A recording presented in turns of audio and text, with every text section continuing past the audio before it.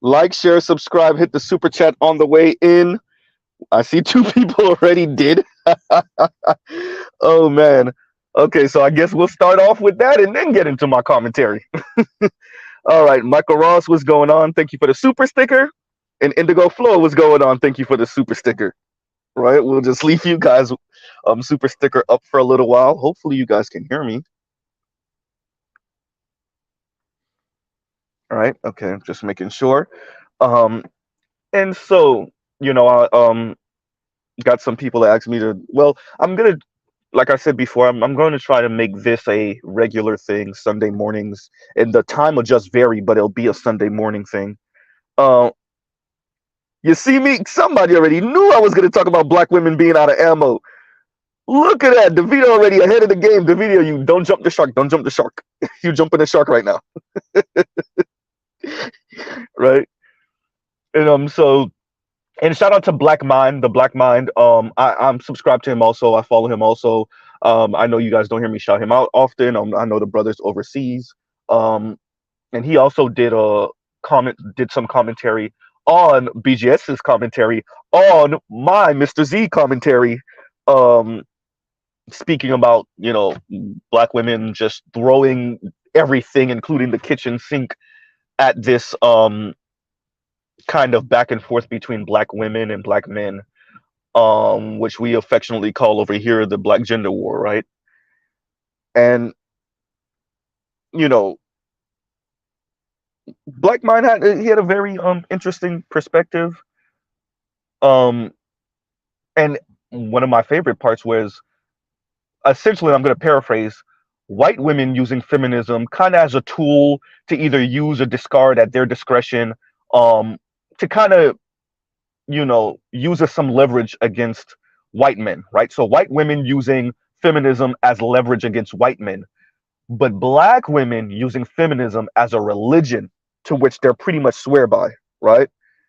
And I thought that was like, yeah, that's actually a really good perspective, to their own detriment, of course. Yeah, yeah.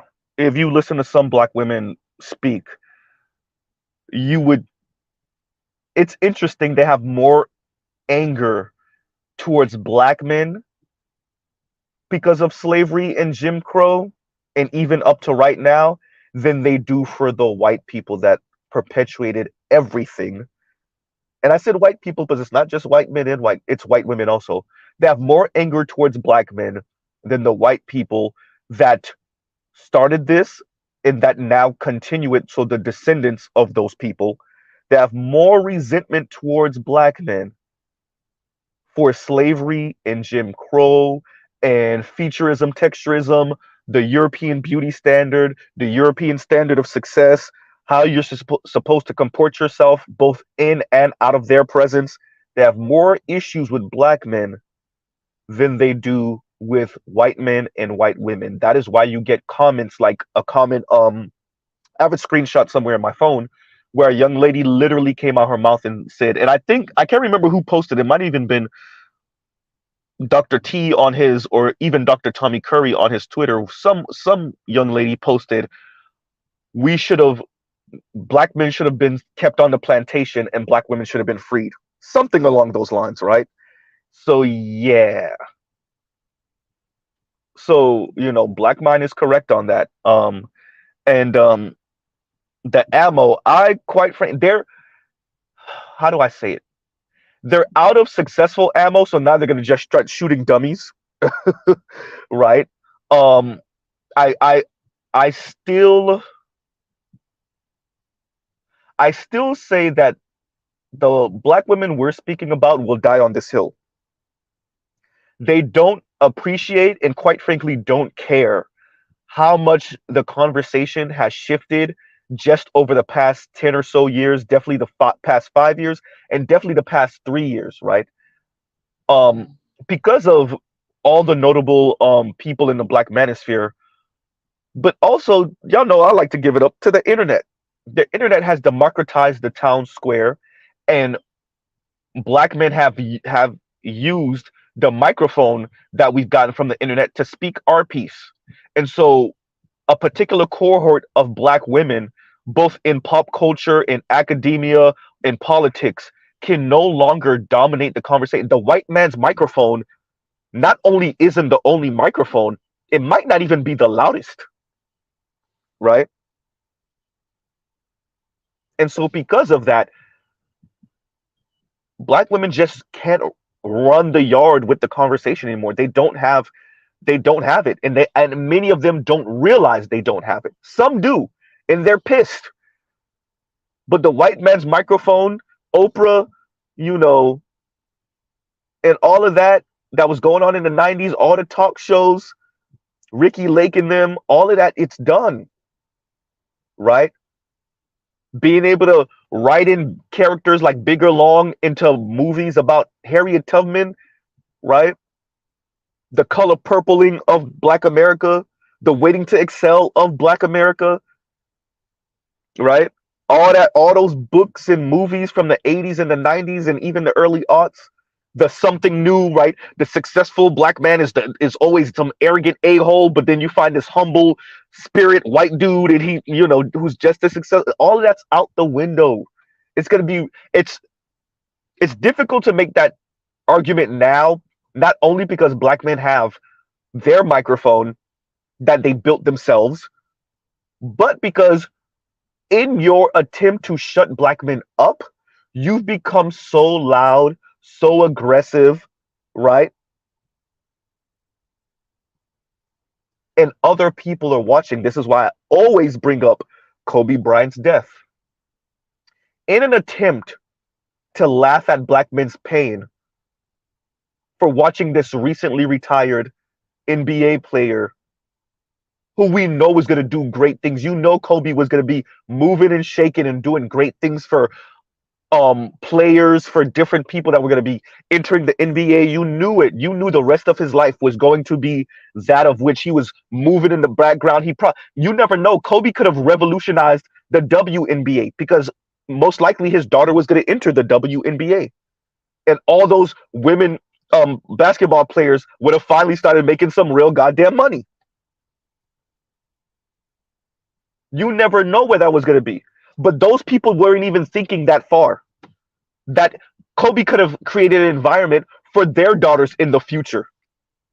No, they were too busy laughing at black men's pain, watching Kobe and his daughter and others die in that horrific helicopter accident. They didn't even care that there were other people in the helicopter. They just wanted to see black men hurt because of Kobe Bryant's untimely passing away with his daughter in his hand.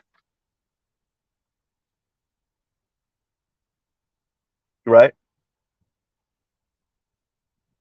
So because of actions like that, because of the incessant, right, white man worship online, the incessant denigrating of black men in their likeness online, these people are putting themselves behind the eight ball while the vast majority of them struggle financially, some would argue psychologically and mentally, right? Now let me read this super chat. And Go Professor says, money for the plate. Peace to you, brother. Man to the chat. And he says, Go Professor. Thank you, Go Professor. Once again, y'all already know. Every time Go Professor's in here, I will be shouting him out. Y'all remember that Go Professor was the first person to suggest that Mr. Z start his channel. And I did. So y'all send all y'all hate mail to Go Professor. Thank you very much. Right? And Detroit says, you can add Michi X on that list as well. I haven't watched anything yet, but yeah, people have been sending me little comments and stuff like that about Michi. So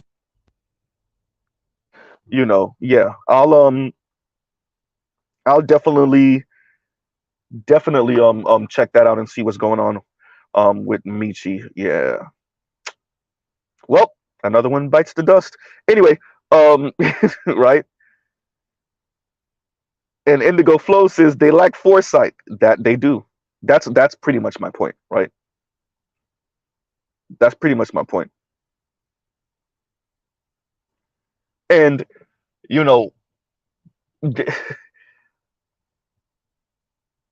the running out of ammo, like I said, I just think these people are gonna die on this because they're so rageful that they're not white women. At the end of the day, a lot of this actually does come to the myth of white womanhood. You show them the data that the majority of black men that marry black women. Well, the majority of y'all don't marry anyway. That's because y'all are so insufferable. But when we find one that's not, guess what? She gets a ring. You show them that data. Well, the majority of y'all in prison anyway. You show them the data about black men being more in college than in prison. It doesn't matter. Black men lead in down low activity. You show them actually that's not true. And if you want to know who lead in down low activity, go speak to the whites and the Latinos. Go speak to their women and see who leads in down low activity. It doesn't matter. Black men that own over $100,000 a year marry outside of the black race in majority. You show them the numbers, that's not true. It doesn't matter. Black men walking to the black community, physically abusing everyone, LGBTQ, black women, black children. You show them the data that shows otherwise, that show actually black women are more likely to physically assault children. It doesn't matter. You show them that much of the DV in the black community is bidirectional. It doesn't matter. You show them that they're the ones who's most likely to initiate DV. It doesn't matter. You show them black celebrity men, black politician, male politicians. You show them black men all across America advocating not just for black men, but black women specifically. Standing out there in Congress, looking out for women generally, but black women specifically. It doesn't matter. Right? Because it's F black men, it's F black men forever. Right? You even have I'm gonna bring her up because this is what I was speaking about yesterday, or was it the day before? Can't recall. Yanni, just trying to put out there, ha, y'all are single too, ha, we shouldn't be with y'all either, ha. And it's funny, but you know,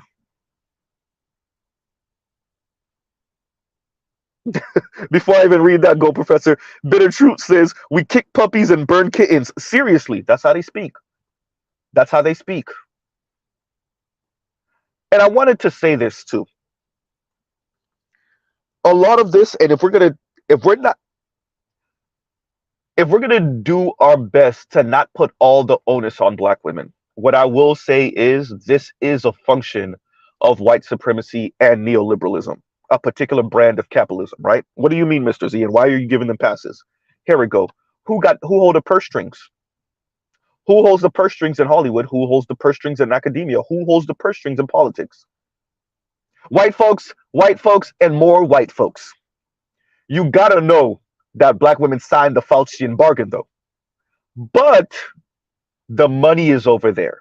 You gotta know black women speak the way they do because white women want to hear it. If white women didn't want to hear it in academia, black women wouldn't say it. You have to know black women are going around academia speaking about the bigger long character, right? Because white women want to hear it. Because white academics, white men want to hear it. They say it like that because white folks want to hear it. The books, the movies, the lectures in academia, the politicians threatening black men. Shout out to Maxine Waters, Miss Auntie Maxine over here threatening black men. Shout out to you. You have looked out, but right then and there, right? Because the money.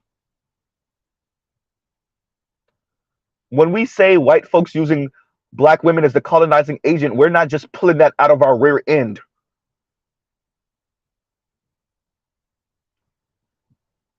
specifically over the past 50 years, with the end of Jim Crow on paper at least, they hyped up what they were doing already and used black women as the colonizing agent of the black community. That's why you see going into the 80s, definitely in the 80s and the 90s, like Mr. Z said, all the books, all the movies directed at black men ain't ish. And particularly using white racist stereotypes against black men and just telling white society, oh yeah, they're doing it to us in the black community. They're homophobic on a level that no other person can see in the black community. They're misogynist in the black community on a level that white women don't have to experience outside. They're violent against their children, against their women, against black hyphenated people, and that's LGBTQ, whatever the hell ever, extra. IA, LGBTQIA, extra, all the other letters in the alphabet. Right?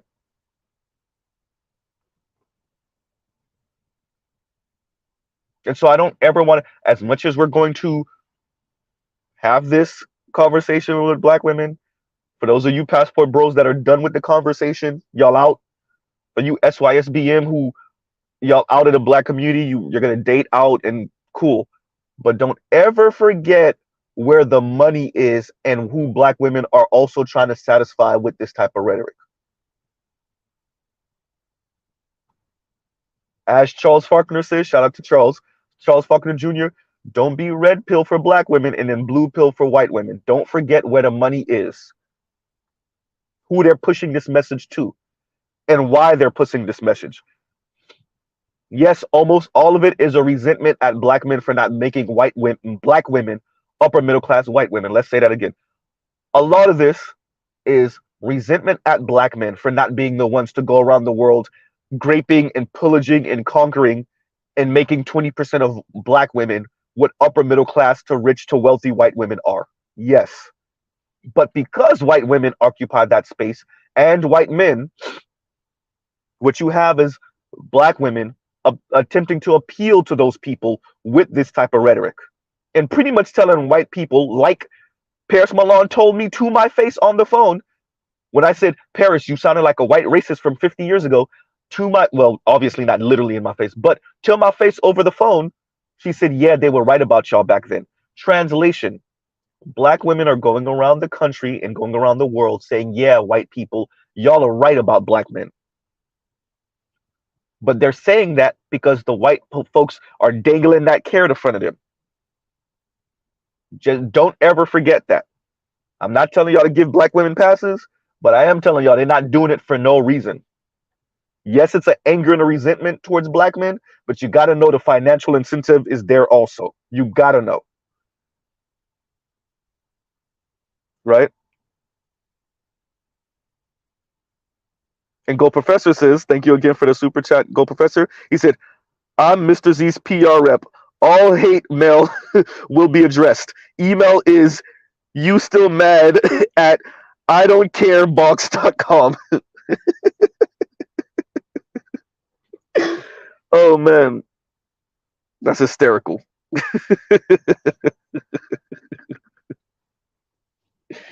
Oh, when I was reading the you still mad, I was thinking about Cameron when he was on Bill O'Reilly years and years ago. What was that, like 03, y'all? 03, 04, 05, something like that? When Cameron and Dame Dash were doing the interview with Bill, not said Bill Maher, sorry, Bill O'Reilly. When Cameron and Dame Dash were doing the interview with Bill O'Reilly on Fox News, and Cameron was like, you mad? We know about you, doggy. We know about you. Right?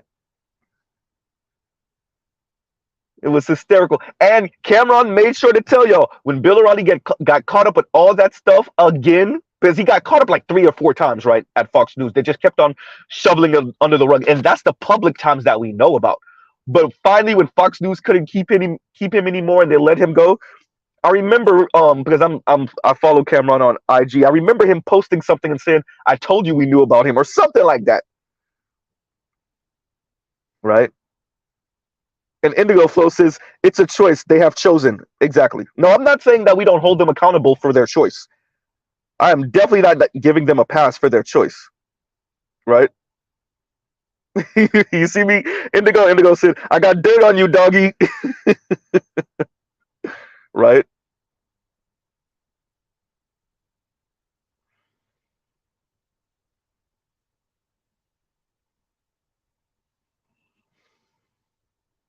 And Charles Irby says, I remember the brother of Jay Bones said Black American feminists women, and I remember this also. Yes, I remember him saying this. Shout out to the Roger Report. I remember him saying this on the Roger Report's channel. And let's read that again. And Charles Irby says, I remember the brother Jay Bones said Black American feminist women spoke disparagingly of black men at a university in Ghana. They are spewing their hatred everywhere of black men. Yeah, they're just trying to salt the earth. That's all. They're just trying to salt the earth, right? And BGS called it. He said it perfect. And that's exactly what is. They're trying to head black men off. Or you think you gonna leave us? I don't care what we say. I don't care how toxic we make the environment. I don't care if we turn the black community into a nuclear hellhole, a post-apocalyptic hellhole. Where you think you going? Right? We're gonna spread this filth, dirty American PR campaign against you everywhere. Right?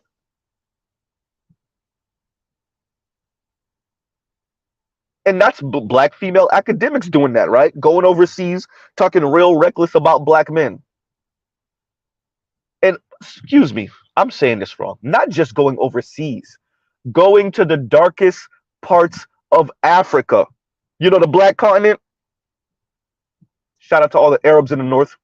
Happy stealing. You know, the black continent, going to the darkest places on the black continent and spreading their filth over there. Meanwhile, they tell you you don't like black features, and they're going to the places that have people full of black features and then talking crazy about you because they don't even want you to go there to find a wife and to find a spouse and to find someone that appreciates you. They don't appreciate you here, but they want to make sure to go to places where you might find someone that appreciates you and insult the earth over there so you don't have nothing to grow over there. Right? And so the question then becomes, and this is a question for all the lefties. What does neoliberalism look like coming out of black women's mouth? What does it look like? What does late stage capitalism look like coming out of black women's mouth? What does radical feminism look like when it comes out of black women's mouth? Right? What does atomization look like coming out of black women's mouth? What does hyper individuality look like when it comes out of black women's mouth? What does misandry look like when it comes out of black women's mouth? What does featureism, texturism, colorism look like when it comes out of black women's mouth? Right? What does groupthink look like when it comes out of black women's mouth? What does extremism look like when it comes out of black women's mouth? All of this directed towards black men. What does white supremacy look like when it comes out of black women's mouth?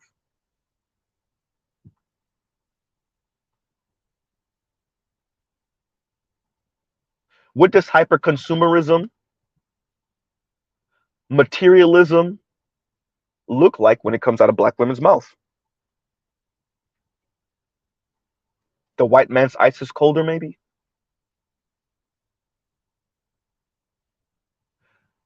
We refuse to investigate and to thoroughly and deliberately look through what's been going on over the past 50 years, 60 years, 40 years,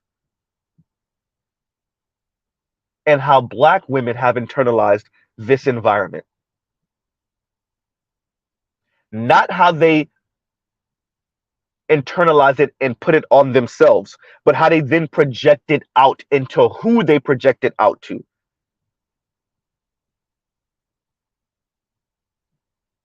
And who has to bear the cost of that?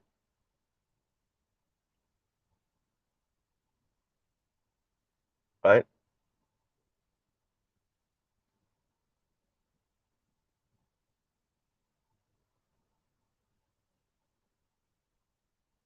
When you hear people say, when you hear those that attended Harvard of all places say, let's bring back we don't need these Negroes feminism. This is a person that claims to advocate for black women. Then when you have another young lady on the opposite side speaking about, you know, not being a mother, not being reliant or dependent on black men, everyone trying to intellectualize or rationalize getting as far away from black men as humanly possible. And then we have video after video after video of 50-year-olds, miserable and single and begging.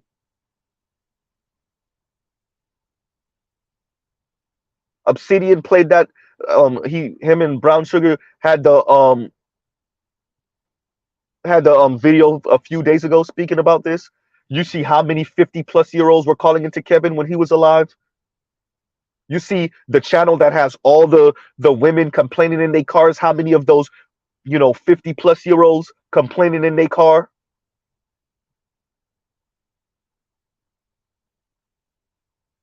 Not just about a lack of intimacy with men, but a lack of any type of companionship with any man. Whether they have been married before, whether they're divorcees, no relationship with men outside of platonic and work-related relationships. And these women want that. Let's be very clear, they want it. Now, here's the funny part, y'all. It's mainly non-black women. God damn. Black women were calling into Kevin's show, but black women, 50-year-olds, oh yeah, they gotta play stiff upper lip. They're too busy chastising the passport bros. That's what they're doing. Acting like they don't know why 35-year-olds, 40-year-olds, 45-year-olds, 50-year-olds, 55-year-olds are grabbing their passport and going overseas. Ma'am, you and your whole life is the reason why they're going overseas. God damn, Mr. Z.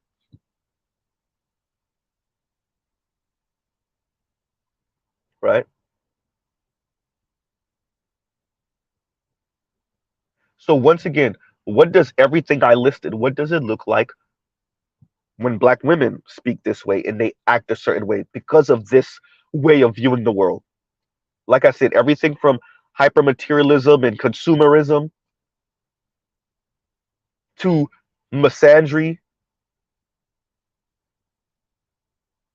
to neoliberalism to wanting to be the token, wanting that token slot from white society.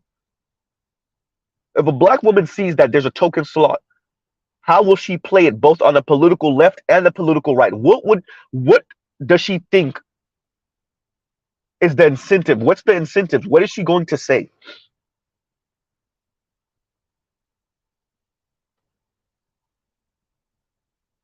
Because it's easy to go at Candace Owens. We know what she's doing.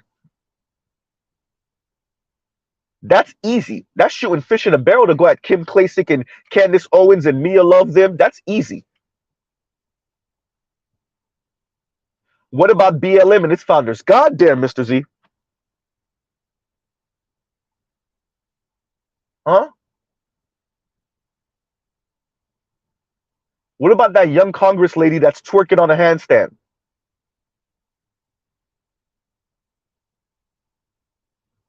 What about politicians threatening a whole demographic of men? She could never. Shout out to Auntie Maxine. She could never get away with saying anything even remotely close to that to any other group in America, and that even includes black women.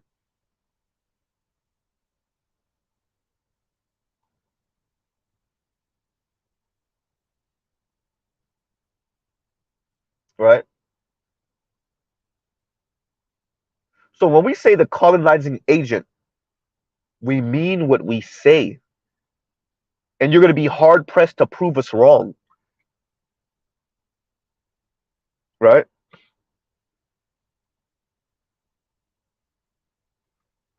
So let me get through some of my points real quick. Y'all like, share, subscribe, hit the super chat.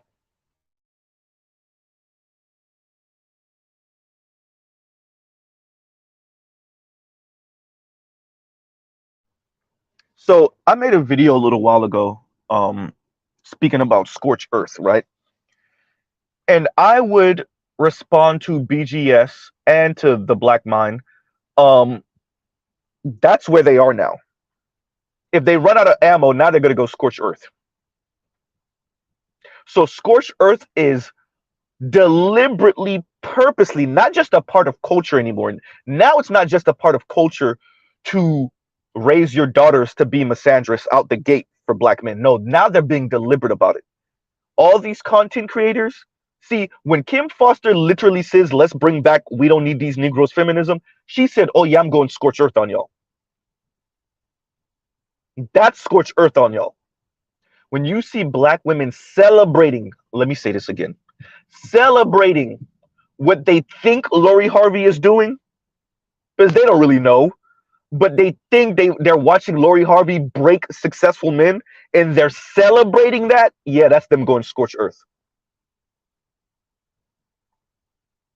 When Chrissy is chastising, let's say this one more time, chastising her subscribers for not being real about it. Shout out to No Limit and Master P. Real about it. Swirlers and divestors, when she's chastising them for that and saying, don't talk about it, be about it, essentially, yeah, that's them going scorched earth.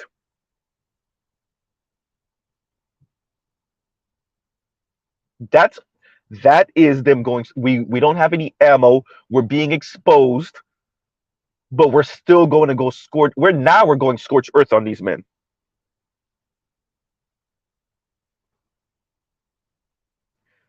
Now BGS is don't talk about it, be about it. Right? Now and if the brother J Bones is correct and they're going overseas to the blackest parts of Africa, right? And demonizing Black men over there, that's them going scorched earth.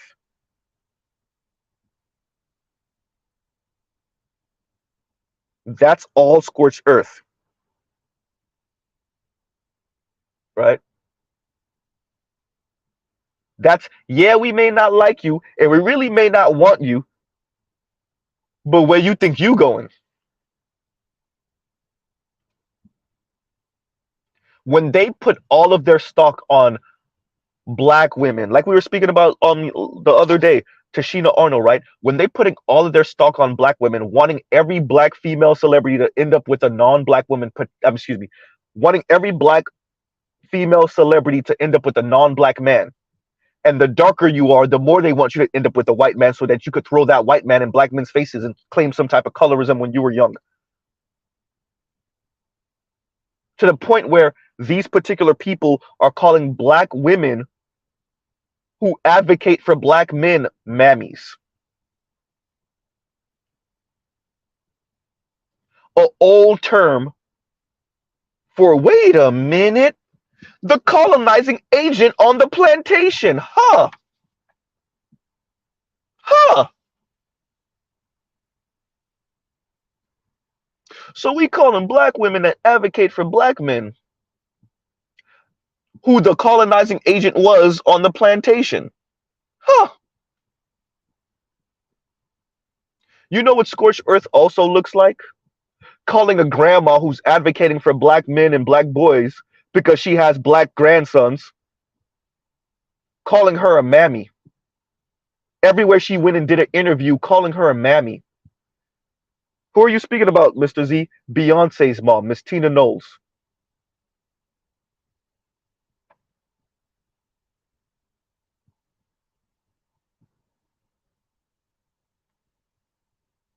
That's what scorched earth looks like.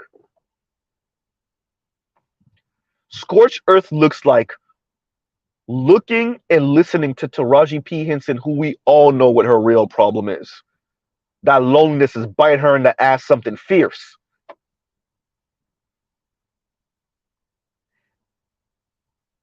And when she was implying it and suggesting it on that Angie Martinez interview, everybody, that's the women, act like they didn't know what the problem was.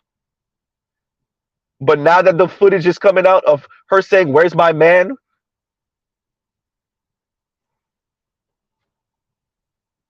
Now y'all can't play like y'all don't know. Now y'all trying to play damage control. Shout out to Yanni. You think she went on that Bali trip and she don't still got the same issue? Yikes.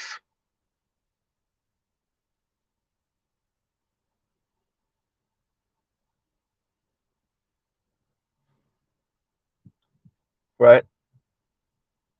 So that's what Scorched Earth looks like. Scorched Earth look like all of your favorite content creators.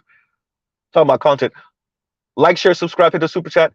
All of these content creators just saying, okay, now we were bad before. Let's we're gonna throw everything. We're gonna salt the earth. We can't run the yard on the conversation no more. The white man's microphone isn't working the way it used to. Or at least it is working the same way, but now black men have a microphone of their own via the internet and democratizing the town square. And people are starting to listen.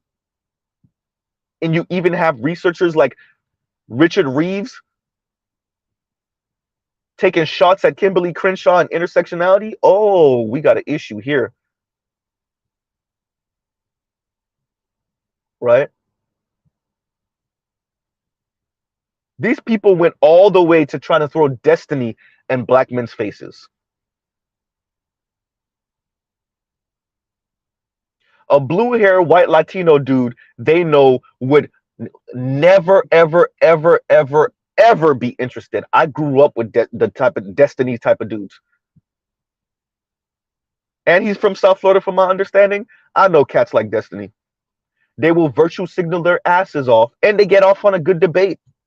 They'll virtue signal their asses off in front of women, particularly black women. They're not interested, though.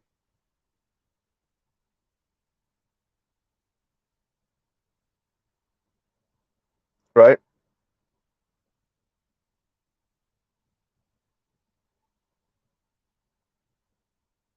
Can y'all give me a second?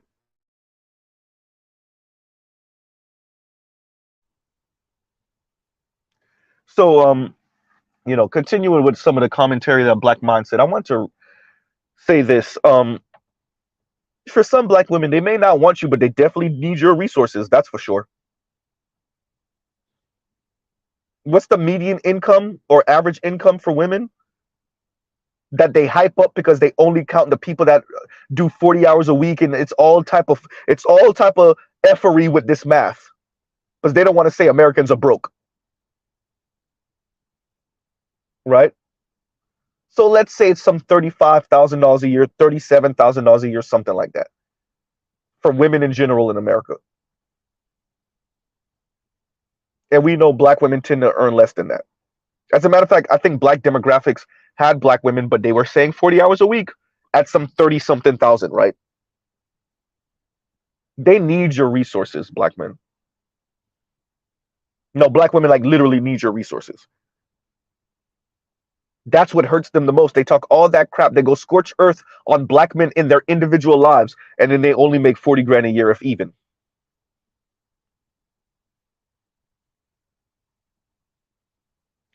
We all done had that aunt or that girl cousin that makes too much to get government subsidies, but doesn't make enough to live the way she want to live.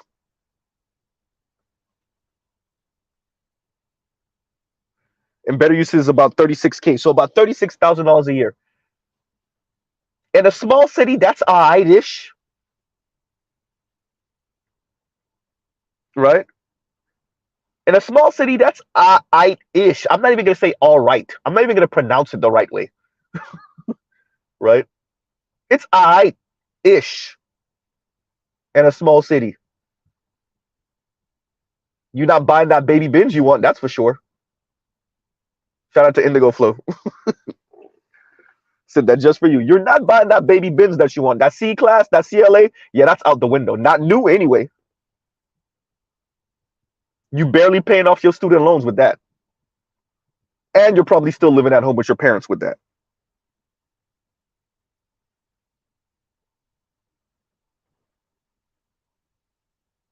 Right?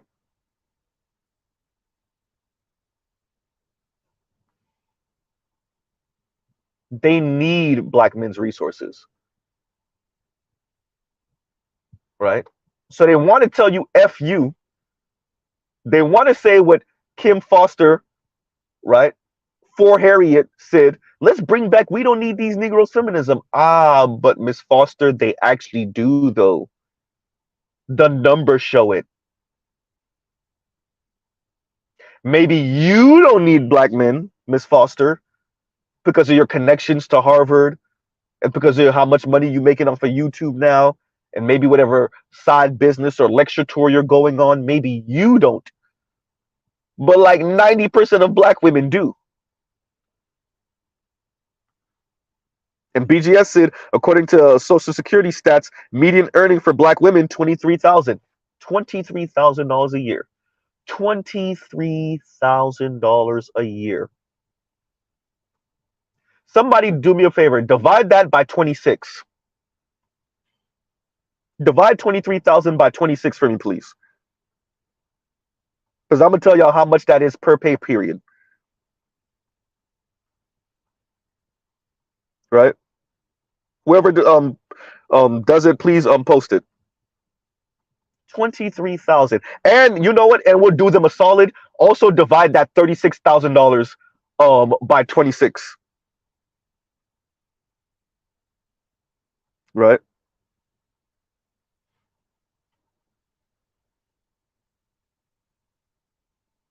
These people need black men.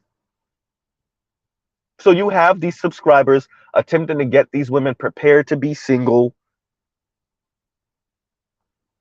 They're attempting, and it's failing because these women, even if they don't want to, they need it. Right? And there you go. Better Use is $884. And is that divided by 23 or is that divided by 36? I'm guessing it's the one that's divided by 23. $884. Mr. Z has earned less than that a year before. But that's no real money. Definitely not right now. $884 a pay period. Before taxes, I'm guessing. I'm guessing that's before taxes. Okay, and so Big Kev says 884 to 1385. Okay. Right? Okay. 1385 after taxes. In Florida, you're looking at, well, after taxes and your healthcare, depending on what your healthcare is, you might be bringing home 11 something a pay period, right? Maybe, yeah, something like 11 something a pay period.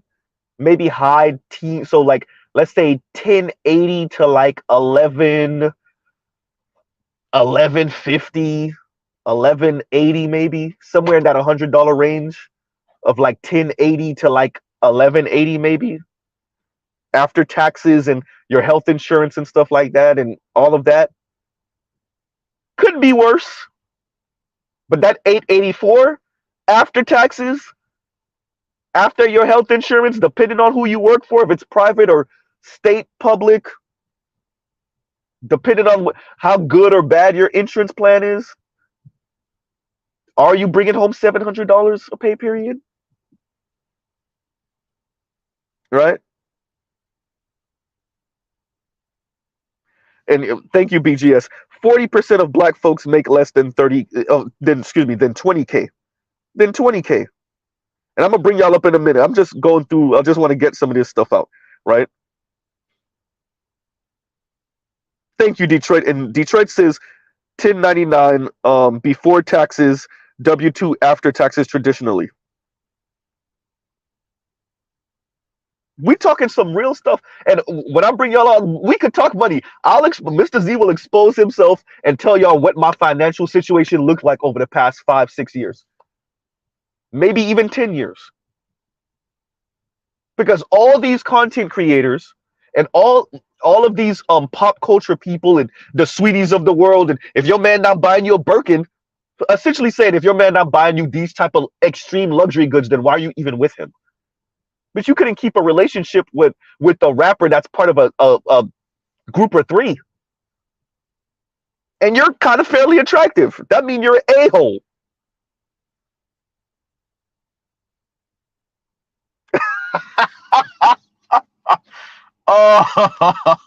And Indigo Flow says baby Benz tax. I mean, that's what we call it in South Florida when a woman pushing a CLA.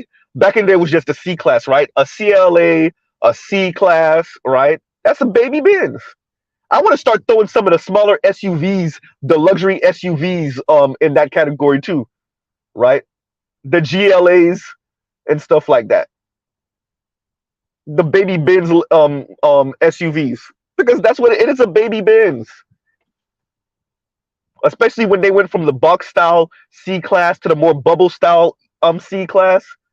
And you see women, you know, pushing their little bubble C class Benz, their little C230.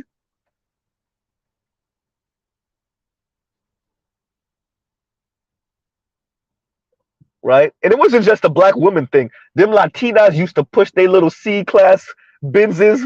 You couldn't tell them nothing. Right? A couple of white women, clearly. But Latinas and black women, oh, they get their little baby Benz, their little C class, their little CLA, you can't tell them nothing.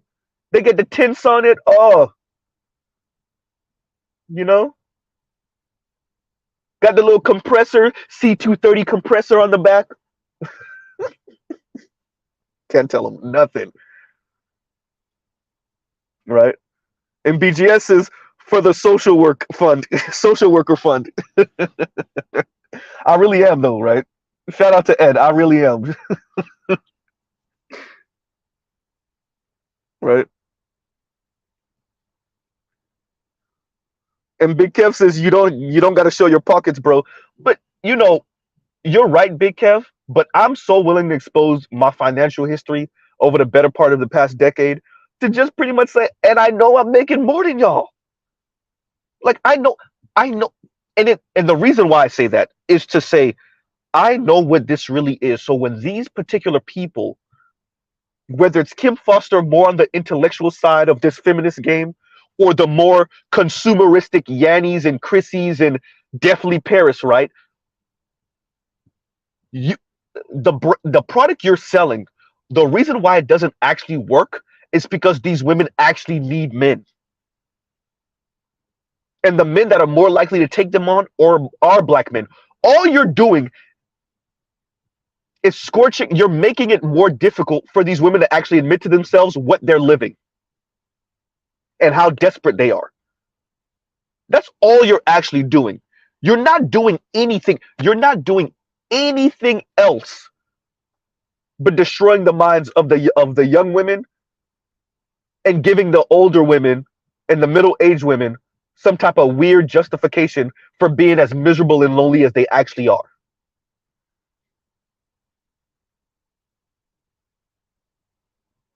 Right?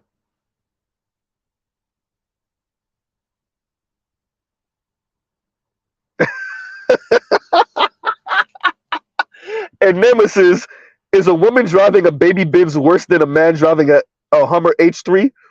Well, what's the stereotype about all these dudes driving all these lifted big trucks? What's the stereotype about their package? Right? Why do we say they're driving all these big trucks? What are they trying to make up for? Which, because I'm in the South, I don't actually buy into that. Right? But what's the stereotype? So what would be the stereotype for all the women driving around in their little 3 Series Beamers? The little, oh, sorry, the only car that really ever competed against the baby Benz for that kind of entry-level luxury car spot was the Lexus IS. And for middle-aged women, it was the Lexus RX. The RX was the baby bubble SUV from Lexus. Now it's the NX, which is even smaller, right? But what would this stereotype be? Middle-aged women driving RX 350s. That's the bubble baby Lexus SUV, or the NX 250s nowadays, or the Lexus IS and the Bin C class, so it's C230, C300, or CLA 250 or whatever. What would the stereotype be about them? Right? And for the white girls, it's the little Audi A3.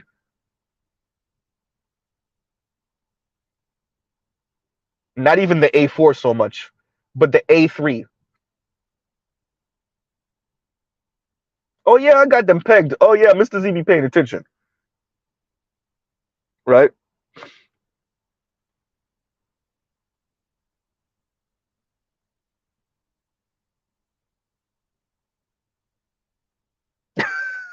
Detroit said bad boss bish. And yeah, that's it. Yeah. You're a bad bee in a car that when it starts breaking, you won't be able to afford it. That's it. Oh, by the way, as the reports say, you're a bad bee with this nice luxury item while you're living with your parents. And I'm not going to fault you if you're not married, or even if you have a man and you living with your parents and y'all got some type of agreement, but still, you ain't really no boss bee like that. I'm just saying. A boss bee would be driving around in a 7 Series or S Class. And I know y'all can't afford no goddamn S Class. You can't even afford the S Class used. And you definitely can't afford to maintain no S Class. That much I do know. I know you can't afford no 760 Li. I know that much. I know you can't afford the BMW X7. I know that much. And I'm saying that not engaging in my own brand of materialism, but to say, if we were to play your game of being this bad bee and this boss bee, and you care about vehicles and care about showing off, we're talking about your game right now, right, ladies? A particular type of ladies. Then those are the vehicles you'll be owning.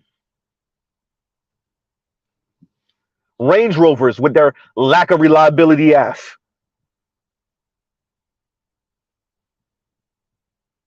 You'll be driving the Range Rover half the year, the other half is going to be in the shop.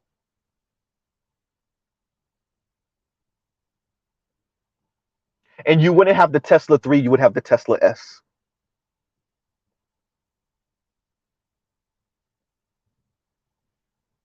Right? And you wouldn't have the Tesla Y, you would have the Tesla X. The Model X. That's the one with the gold wing doors in the back.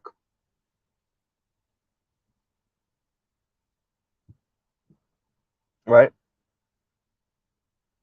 That's if you really were a bad bee. We're only going off of what you're saying. If you're a boss bee and a bad bee, that's what denotes that. That's what signals that. Right?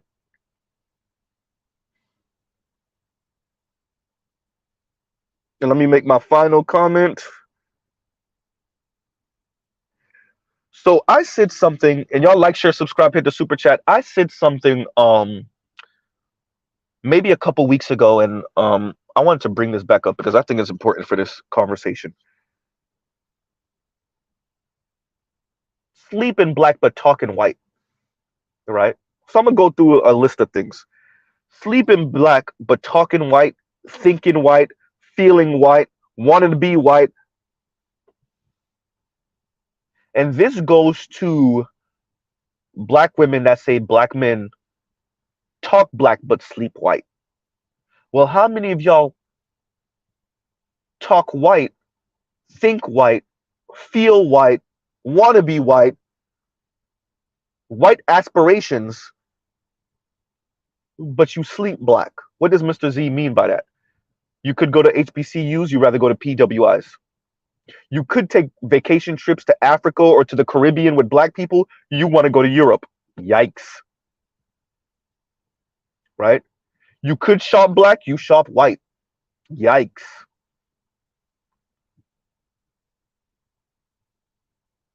Hmm. Talking about luxury car brands, you could buy American, you want to buy Audi, Benz, Beamer. Huh.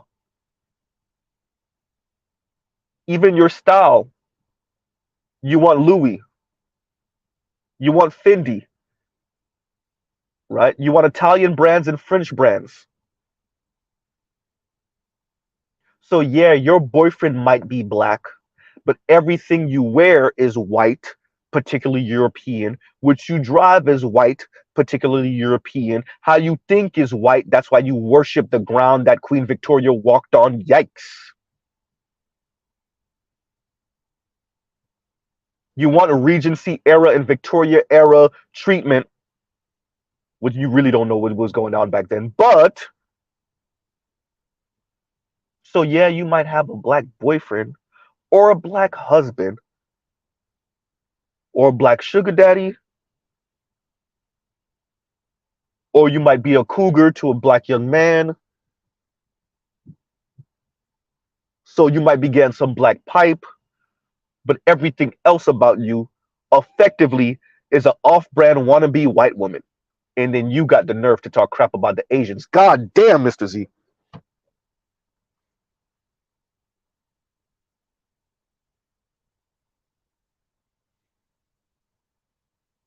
Right?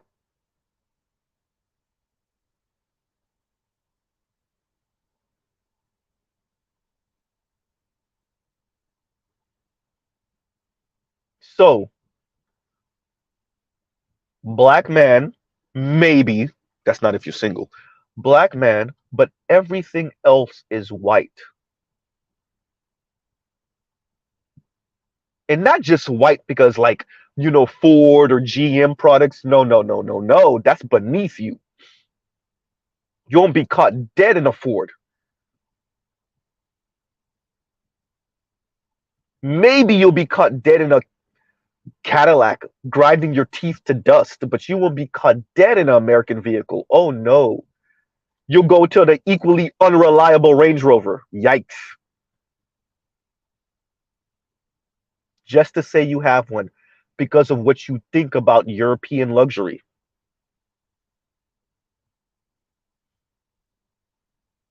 Because it's white.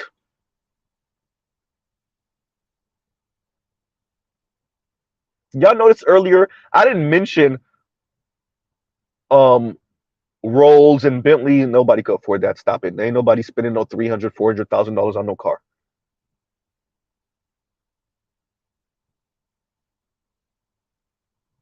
But I'm saying all of this because we have people that think they're better than their male counterparts. And what they've been issuing for decades is that black men talk black, sleep white. A bunch of bitter, angry sisters coming out of the Black Panther movement. We know who you are. Who was bitter and angry that certain Black Panther Party members ended up with white wives, like y'all didn't end up with white husbands or white girlfriends. Right? Went around the country talking about black men talking black and sleeping white. And this is how you get the beginnings of some of that. Black men are not loyal and we're more loyal than they are. Talk. That's where you get some of that. That's where you get some of the beginnings of that from.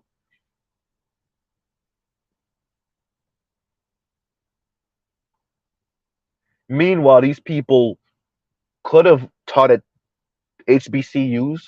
They decided to go on lecture tour at predominant at PWIs and teach at PWIs. They've been stuck in PWIs for the better part of 50 years, spewing their toxic sludge about black men and intellectualizing their misandry about black men for 5 decades.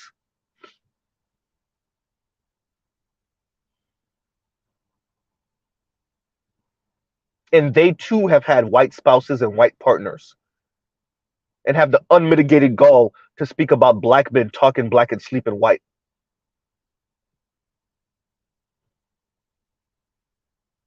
Meanwhile, you follow them and everything about their life is off-brand white,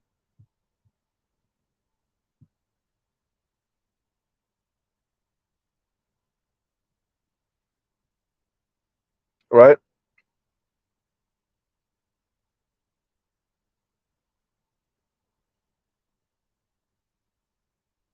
So on that note, let me bring y'all up. Give me a second, right? Y'all give me a second, everybody. What am I doing? Let's see.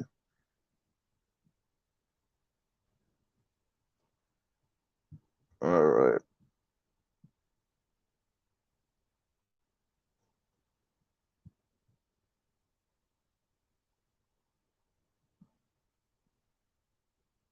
Gonna drop the link, and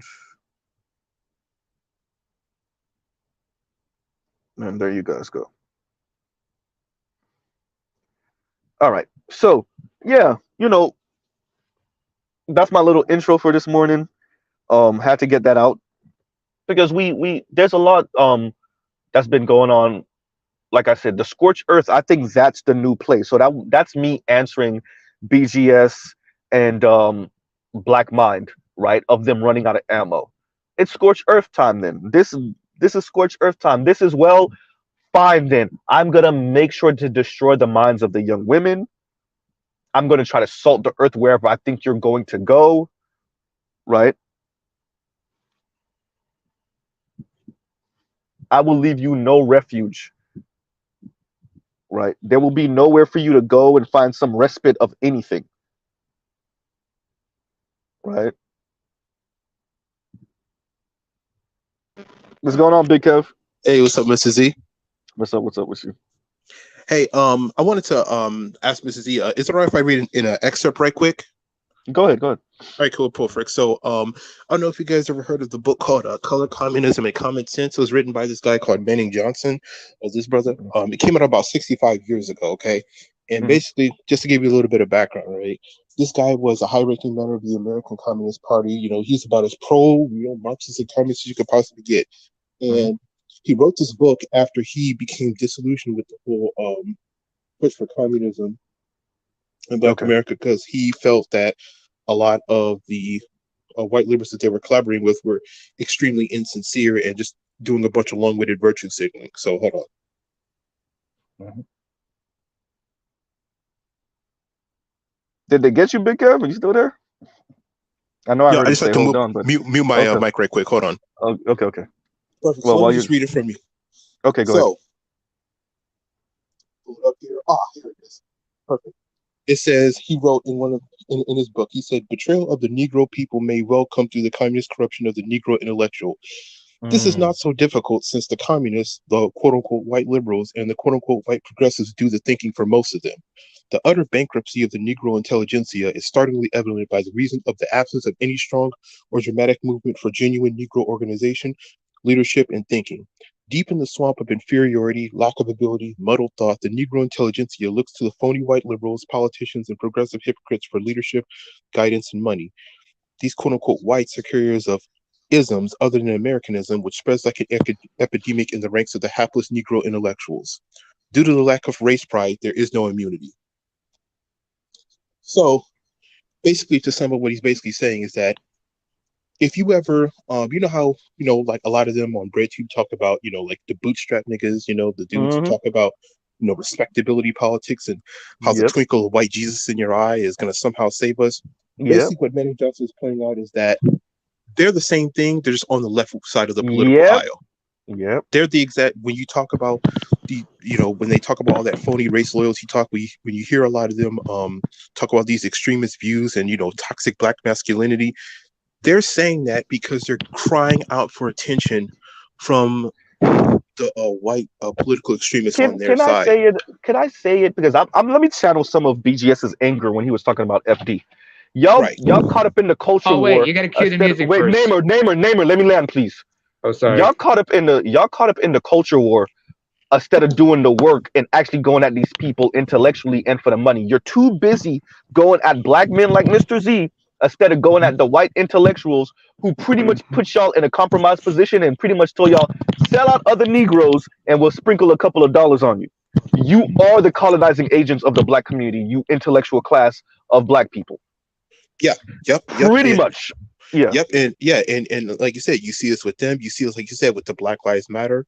You also see it when you see how you have such a high percentage of so-called black women that desperately cling to feminist ideology and rhetoric, even though the whole time they've never been claimed by white feminists. Like, they've never saw them as an equal. Like, the white has never seen them as an equal. And in fact, feminist public policy and social engineering has actually objectively done like 10,000 times more damage than anything that anyone in this space has had. You know what I mean? Yeah. So, but they desperately cling to it anyway. Again, they do it because their political extremism comes from a place of inferiority and gullibility, not from some righteous anger. It's just right.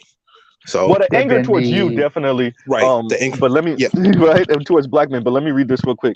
And Tampa Bong says, "Didn't a black woman go to South Carolina to change laws to swirl?" No, you're referring to I don't know if that's like a different thing, but Loving versus Virginia, that was in Virginia, that was in 1967. What happened is that this black Reed Rappahannock Indian woman named Mildred Loving, what happened is that she was technically underage at the time she was dating her the white man that she was married, and what happened is that was the court case that struck down the ban on interracial marriage here in the U.S. So it took away the miscegenation laws. Exactly right. Struck down the anti-miscegenation laws. Hold on a second, Big Kev. One thing to consider is, you said technically she was underage. Yeah, she was. Yeah, she was like she was 11 when they first met. They started dating at 14, and I think she was like 17 at the time of the court hearing. Well, at that time, if that were the case, like because in the state of Virginia, the age of consent is 16. So you got to consider that, and plus, in every state, when you ask those questions, like, what is the age of consent, and do they have near, and you also need near age. There's also like what they call the Romeo and Juliet law, where near age exemption laws. Yep, near age exemption. Not every state has that. So. Yep, I was about to say, yeah. You did mention that. In fact, if you look at the book, was it if you ever read the book called think Chapter 14 of Sex and Race, Volume 2 by the late J.A. Rogers, they talk about because of these so-called swirling and divesting black women, they actually lowered the age of consent in these southern states after the end of the Civil War to like as low as like 12 in some states. So yeah. So that white dudes could get they freak on with underage black girls. Yep, pretty much. Yeah, pretty much. Or at least around that like same age group. You know what I mean? So yeah. So it's a double standard. Let me wait, Naaman. Let me read this real quick.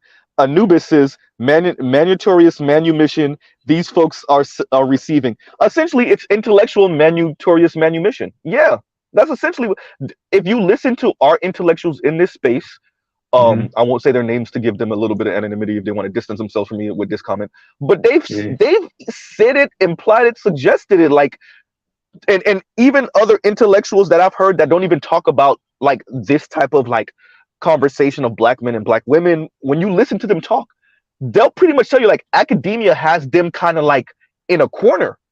Yep. Right? Academia has them in a corner. Go ahead, Victor. Because it's unfortunately it's become a far left-leaning echo chamber. You know what I mean? And like you said, whenever you say something that doesn't fall outside of that, you get a lot of hatred and pushback. I mean, you saw it from Dr. Ronald Neal, you saw it from Dr. T, you saw it from even guys who aren't and Tommy Curry, you know what I mean, he's kind of distanced himself from the space and he's still experienced a lot of hatred. So that's the reason he's been forced out of the country in fact. He's living he's in the UK. I mean, first of all, I think the phrase you're looking for is toe the line.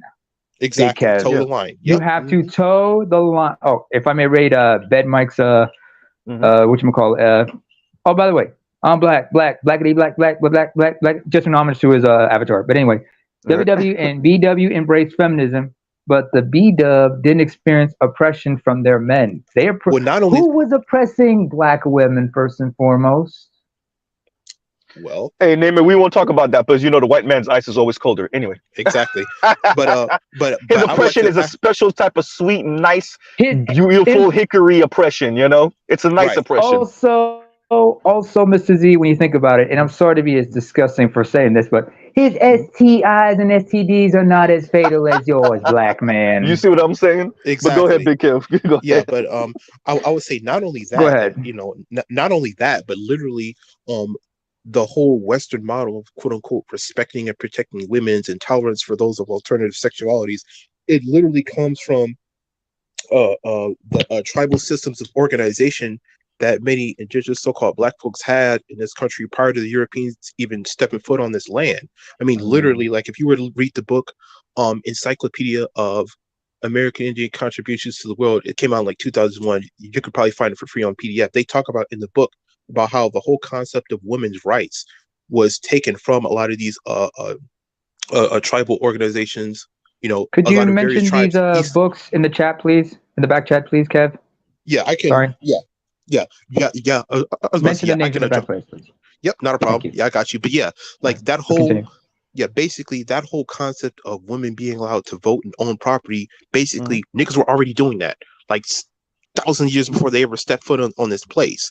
So they're basically like everything else, a Johnny come lately. They co-opt what we do, take credit for it, and then try to lambast us for not quote unquote being more progressive and smart. You know Yep, what I mean? yep. So And that's how it's seen. And I'm happy you actually said that, Big Kev, because that's one of my biggest gripes with the left is that, and I so if for those of you that caught the back and forth between me and Hood Conservative, you could see how respectful it stayed. And I took a couple shots, he took a couple shots, but it stayed overall respectful because I don't think Hood Conservative is a dummy because he disagrees with me, right? And so, and this is what you find oftentimes on the left is when you disagree, they think it's because you don't know the information or you're not up on game or you're some type of primitive, like you thinking primitively, and they think they're like thinking ahead of the game. And for certain things, that's why I occupy the political left. Yeah, but oftentimes it's not that people disagree because they don't know, they disagree because they disagree. It has nothing to do with a lack of knowledge or a lack of intelligence or any of that. They just they have a different worldview, right? or in some cases Different they disagree, perspective. Yeah, or they Sorry, disagree Kev. because they know the end result of that line of thinking. yeah, Like I find it funny how those of us that they embrace, you know what I mean, those of us that are like far left leaning and talk about, you know, communist and Marxist theory and whatnot, talk about how morally superior they are, you know, to us, especially so-called black men in America, when if you look up the history of a lot of these communist governments in you know what I mean, over like the last, you know, 50 to 100 years, they've had some of the most reprehensible and oppressive social norms, you know, targeted at women. You can yeah. look at, you know, the gang rapes of women that were in the Soviet Gulag system. Like, if you look up something called the Kolyma Tram, Kolyma Tram. Basically, yeah, it was in one of like the coldest gulag in the Soviet gulag system at that time. Basically, all the women and some of the weaker men would basically be lined up and raped by a bunch of different camp guards and whatnot. You know what I mean? Like some Yep. even raped to death. Or how you Wow. had the one child policy in China where Oh, a Big Kev, say graped instead. You know, just oh for okay the I see algorithm. Yeah. okay I see. Mhm. But I yeah, can give you like another example, Big Kev, Name if it, you name it, want. name it, name it, name. Let him go. Let him flow. Let him flow. yeah, Before I you was go about to say, ahead. Go ahead. yeah. I'm sure you do, but yeah, like you could you could talk about the killing fields in Cambodia under the Khmer Rouge. You could talk Hmm. about the one child policy in China, where you know if you got pregnant by more than one child, the state officials would literally run up with like what they call these abortion bans, throw you Hmm. in there against your will, and force you to have an abortion. You know what I Wow. mean? So. Okay.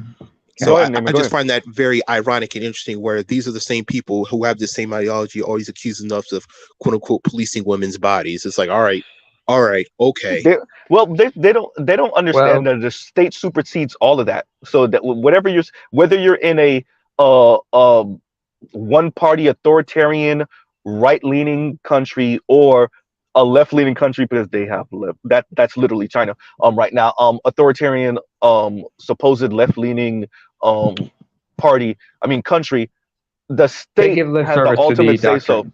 right? But yeah, exactly. Go ahead, Nima. I mean, I can give you like other examples, like Mhm. Ethiopia, 1970s, Red Terror. Mhm. That was horrible. Women were subject to rape as men because at that time, when you had the oppressive, like, because Eritrea was in this war of independence from Ethiopian rule, and they also had the civil war in Ethiopia going on, women were part of that. The French, they started targeting Algerian women as well as the men during Algeria's war of independence. Or for another example of communism gone completely wrong was the Ceausescu regime in Romania. They Yeah. started curbing women's reproductive rights because they wanted to bring up the birth rate, so they started banning abortions. But that didn't stop them. But then again, in communist nations, women had reproductive rights supposedly, and some of these women went overseas to have abortions. And as far as the one-child policy thing goes, Big Kev and Z, Yep. you might remember what I said about who benefited the most from adoption. The preferences for boys in China and that huge disparity. White folks in the Americas and Europe. In the Americas and Europe, because Kev, do you know what I mean by that? No. Because the one-child policy in many urban cities and in some rural states, they were allowed to have a second child, but they always had the emphasis of having sons. If you had a daughter, they would often put those daughters up for adoption, and mostly they were being adopted overseas to countries in Europe and in the Americas, in North America. The same policy you could see a parallel situation in India with their huge sex racial disparity, because the number of girls. Yep. Hell, you've seen how many African kids, especially from Ethiopia, who were adopted by Europeans in the 70s, 80s, or how many girls were mostly adopted from places like Cambodia, Laos, Vietnam after the Vietnam War, and after the whole killing fields at the hands of the Khmer Rouge. Yep. So and go ahead. No, because while you were speaking, I'm thinking about what I was saying earlier, like this whole. Okay, so we're speaking more of the intellectual side. So this is like the Kim Foster side of this conversation, right? But to me, even if you come from the more, because all of this to me is engaging in culture war, because too many of you are too cowardly to actually go after the white folks for the money and for the disparity and just income and all of this other stuff. So it's, even on the intellectual side, it is a neoliberal take of money, men, education, and everything. And you want to maintain your class position. You don't actually want to kind of level this shit just a smidge, because it's never actually going to be fully equal. And I don't think that's what people are necessarily advocating for. Well, except until you get to the communists all the way over there on the other side. This is some cowardly stuff, right? Real quick. You hit it on the head. That really is some cowardly stuff. But number one, but number two, the scorched earth thing. So this is where I come in, where it's your will, and I keep on saying this because I want, I know I don't have no real female subscribers like that, but just in case one of them kind of fly through, I want them to actually hear somebody overtly say it. These women are waging jihad and a culture war using I don't think you should use that word. Right? With Namer, they're waging this war against men using you, and low key kind of against you too, because of the class position, right? So this is something I think that needs to be overtly said, so that when these people get screwed in 2, 3, 5 decade plus, they remember, right? And go ahead, Namer. You want to say something, and then BGS, and then Big Kev. Go ahead. Well, first of all, I don't think you should have used that word, because the algorithm and such, like you said. Secondly, like you said, you hit it on the nail. You hit it right on the head when you said it's about the money, because this is where, because understand, these aren't actual the culture wars and everything. All these talking heads and everything. They're just here to start. They're just here as heat seekers. They're just here to draw heat and everything. They make their money arguing. Would it be surprise? I mean, would it be a surprise to a lot of people if you found out a lot of the people on the left and all those talking heads on the left, and those on the right, were actually behind the scenes drinking buddies, You see what I'm but saying? golfing, Yeah. but Yeah. friends who hang Yep. out in the same social circles or whatnot, because Yep. because they understand this is mutual benefit for everybody by just stirring people up, and they go back and forth, back and forth, back and forth. And I they mean, never look at who's walking out the back door with the money. Exactly. no, they're Yep. all getting paid for it. They're all getting Yeah, paid, yeah. but most No, of I'm these people saying that. No, I'm getting agreeing with you. What I'm saying is that yeah, we're so busy on the culture war, whether it's yeah. class, whether it's class, because they're the ones at the real top. We ain't touching them right now. But whether it's like low level class talk, or it's Mm-hmm. educated versus non-educated talk, or whether it's black woman versus black man, you got the whole colorism conversation, and all of that Mm-hmm. is some culture war BS within the black community that keeps our energy kind of bind up at going back and forth with each other on this level, instead of Mm-hmm. talking about who's running out the back door with all the money and support. It's Right? basically all distractionary. I Yeah. mean, I can talk Yep. about. I mean, let me give you an example regarding African politics. Don't Like take they too talk long, about. Namer, so we could get BGS in. Oh, I'm sorry. Take what's going on in a place like Uganda. Although they did pass this law that further criminalizes the alphabet folks, that law was later struck down by the High Court as unconstitutional. But as soon as I remember somebody asked me that question about that, I said I appreciate them coming together on such like this. But when are they going to come together and start getting serious and put out legislation and put actual work into things that actually affect the average citizen, like Let me basic say services and this. stuff like that? Namer, let This me is say all this. distractionary. Go ahead. The particular group of people we're talking about, they ain't built like. Let me say it, man. Let me say it. No, Y'all this ain't is an built to get example. murked. Y'all, wait, Namer. Let me say this. Y'all ain't built to Okay. get murked, and everybody know who killed you, and they still get away with it. The people that are heading Hmm. up black movements right now saw what Okay. happened to our civil rights leaders in the 60s, the 50s, the 60s, and the early 70s, and they're too cowardly to put their life on the line to fight for black people. So they would much rather get into some culture war debate and have black men all in a tizzy than actually put their life on the line fighting for something that's going to benefit black people, including black women. They're cowards. That's all it is. They're cowards. Yep. They know what So happened to Malcolm and Martin and Medgar Evers. They know they're not willing to. They're not gonna spend. No, they're not Mandela. They ain't gonna spend no 27 years in prison. That's They right. not Malcolm and they not Martin. They're not gonna get offed maybe by their own people. They're not built for it. They're cowards. So they would That's, much rather do culture war shit against black men. that's Go what ahead, Clark BJS. said. Clark said the same thing. They're Yeah, cowards. That's what the PhDs are telling me behind the scenes. They're cowards. They're yeah, not trying to change anything. They're trying to nest it and make their paper. That's what they're trying to do. and I That's why get it. that's why when these little lefties come on, they think that they're lefties. They're actually just little pussies. Okay, talking about left shit. Okay, that's why I look at them. I said, y'all ain't motherfucking left. The bread tube. I look at Yeah, their shit. I said, you motherfuckers. I, this is what you passes for intellectual conversation. Really, cowards. really. That's how come FD Signifier don't want to come see me.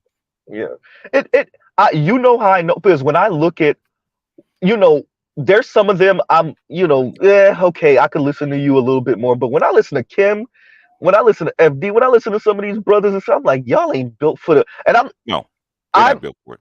I'm not necessarily saying I'm welcoming the drama, right? Yeah. But I understand what the road I'm going on. It's even something I talked to my lady about, right? There was the one time I dated an Afro Latina as an adult. I spoke to her about this. I was Yeah. like the road that I travel on could get me hemmed up in the worst way, and it scared the hell out of her. It's much of the reason why we end up breaking up. But I prepare my girl. I'm like, babe, you know the type of shit I be on. Like, we challenging real structures. I'm not just engaging in just talking a bunch of crap online all the time, right? And so I'm preparing her for that mentally too. Like, you don't know how big of an impact we can have, right? Because we're still somewhat in our infancy, and when you're living it, you Yeah. really don't really appreciate it. What impact we've already had, right? Yeah, The only yeah. lefty I've seen that I really respect in this space is Coleman Hughes.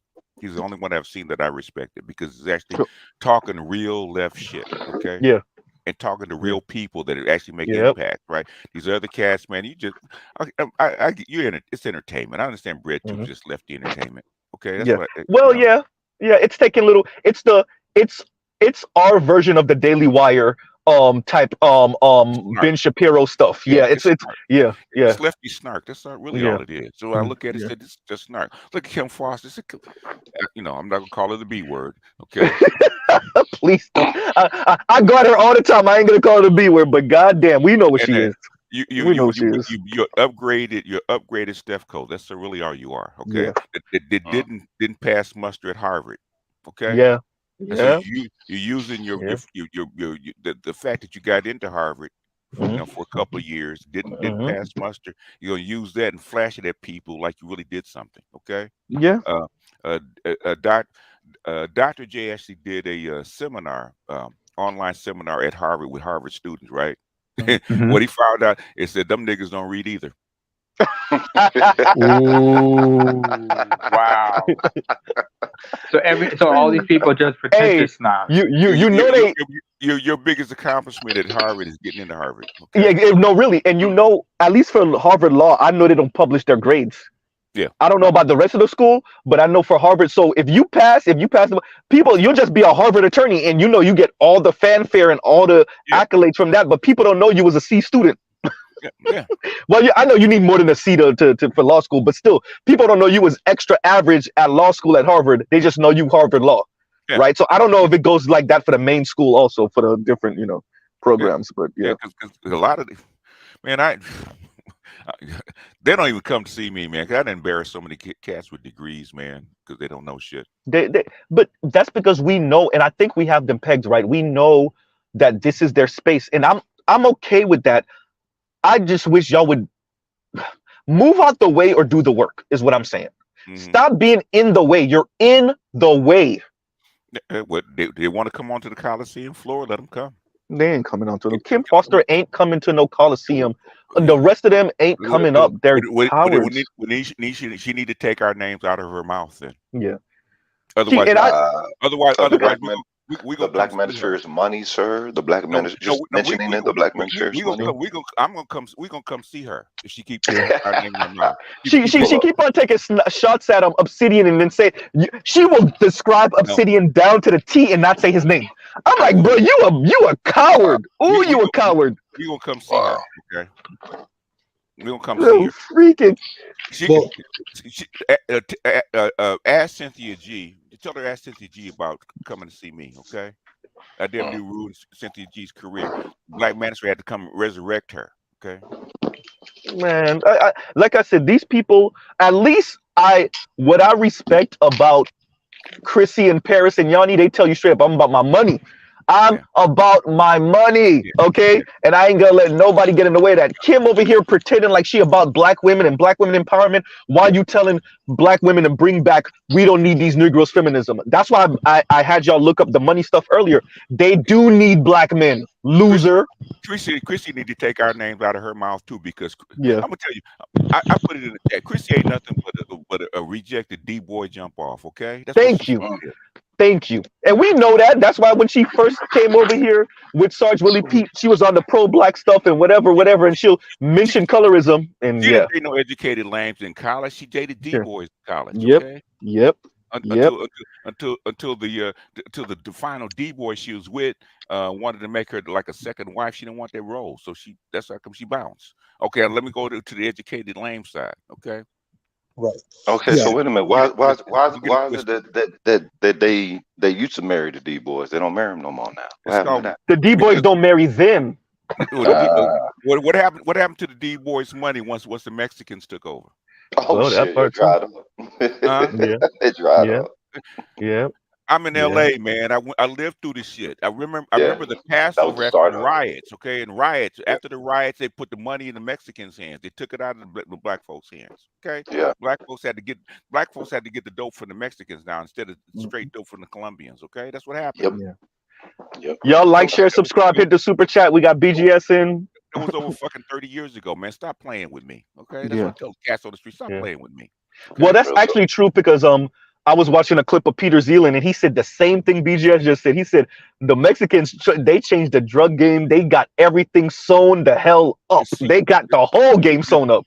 After Well, they did that through the 92, prison system. Yeah. my partner was friends with the Jamaican posse, man, in Los Mhm. Angeles, right? He Mhm. told me right after the riots that they're gonna change hands. Dope is not gonna flow through the black folks no more. He told me that Mhm. in '92. Okay, right after the riot, Mhm. he said. That's when the Jamaicans moved their ass to Dallas and started setting up shop. What, what I'm saying Mhm. is, no, what I'm saying is, go back and look at the look at Snowfall, okay? Where did Yeah. black folks get the dope from? CIA and CIA. Well, I'm not Yeah, gonna CIA. blow up your spot, right? Well, I'm just Mhm. saying, right? CIA and from straight dope from the Colombians, right? They moved them. They Mhm. moved the dope, okay, right after '92. No, you niggas got out of here. We gonna change where the money flows. But I'm Mhm. gonna say that and shut up, okay? Well, go ahead. Go ahead, Rogish, and then Alan, and then Better No, You. oh, now y'all come up, okay? All right. Can I read that last comment, Mrs. Z? Oh, go ahead. Go ahead. Mrs. Z and BGS, this hits from Leon 008. Mm-hmm. Mrs. Z and BGS, this hits us hard in the streets in 2006 after Big Meech got locked up. Oh yeah, in Atlanta, out of Georgia. Yeah. You know what, Yeah. man? Yeah. I'm not going to explain it to y'all no more, man. Go back and watch Snowfall, because Snowfall is exactly what happened. That's how come he did that series, right? That's how the shit started.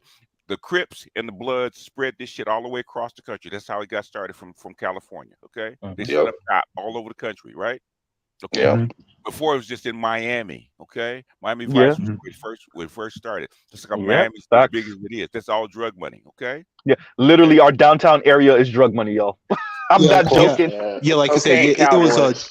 Miami was an old folks spot until the drugs Yes, came. it was. yeah, it was drug money. It was drug money, and then also too, a lot of people don't think about it too. The success of like the Miami Hurricanes football team in the '80s, and how Yep. that brought in a lot of tourism Man, and whatnot. Yeah. don't play me, But man. but God damn it. but Hold on. primarily, yeah, like No, primarily it was drug money. It was the banks fucking failed in the 1980s with the goddamn mortgages, right? Wait, They had to somebody's make clicking and money. clacking. I didn't hear any of that. Somebody They clicked had and clacked. I don't know Oh, what's going excuse on. me. they had Okay, to make mute yourself, money. Namer. Mute yourself while you're They not had talking. to make money. Where'd they get the money from? Okay. BGS, everything you just said over the past 15 seconds, BGS, I'm gonna need you to say it again. I ain't hear nothing. Okay. Yeah. Okay. The Miami Hurricane. Where do you think the Miami Hurricanes got their goddamn money from? Where do you think they got it from? Why they were so popular all of a sudden? How you think they recruited? Yeah, Yeah. true. Yeah. Drug Like money. I'm not saying that. Like I'm not in denial of that. I'm saying like most of it, yeah, was funded through like drug money, and then like I guess what kind of gave it like that extra kick on what made it, I guess, kind of the cream of the crop on top of the drug money was the success of the Hurricanes team. No. Go back and watch Miami Vice. That's what made it pop. Pretty much it's this: the drug money, Miami then Vice, the Miami Vice, and then the tourism. The tourism came after the drug money. If you wasn't an old folks, if you wasn't old, yeah. In other words, the no socks, the leisure suits with the t-shirts, all that shit. Yeah.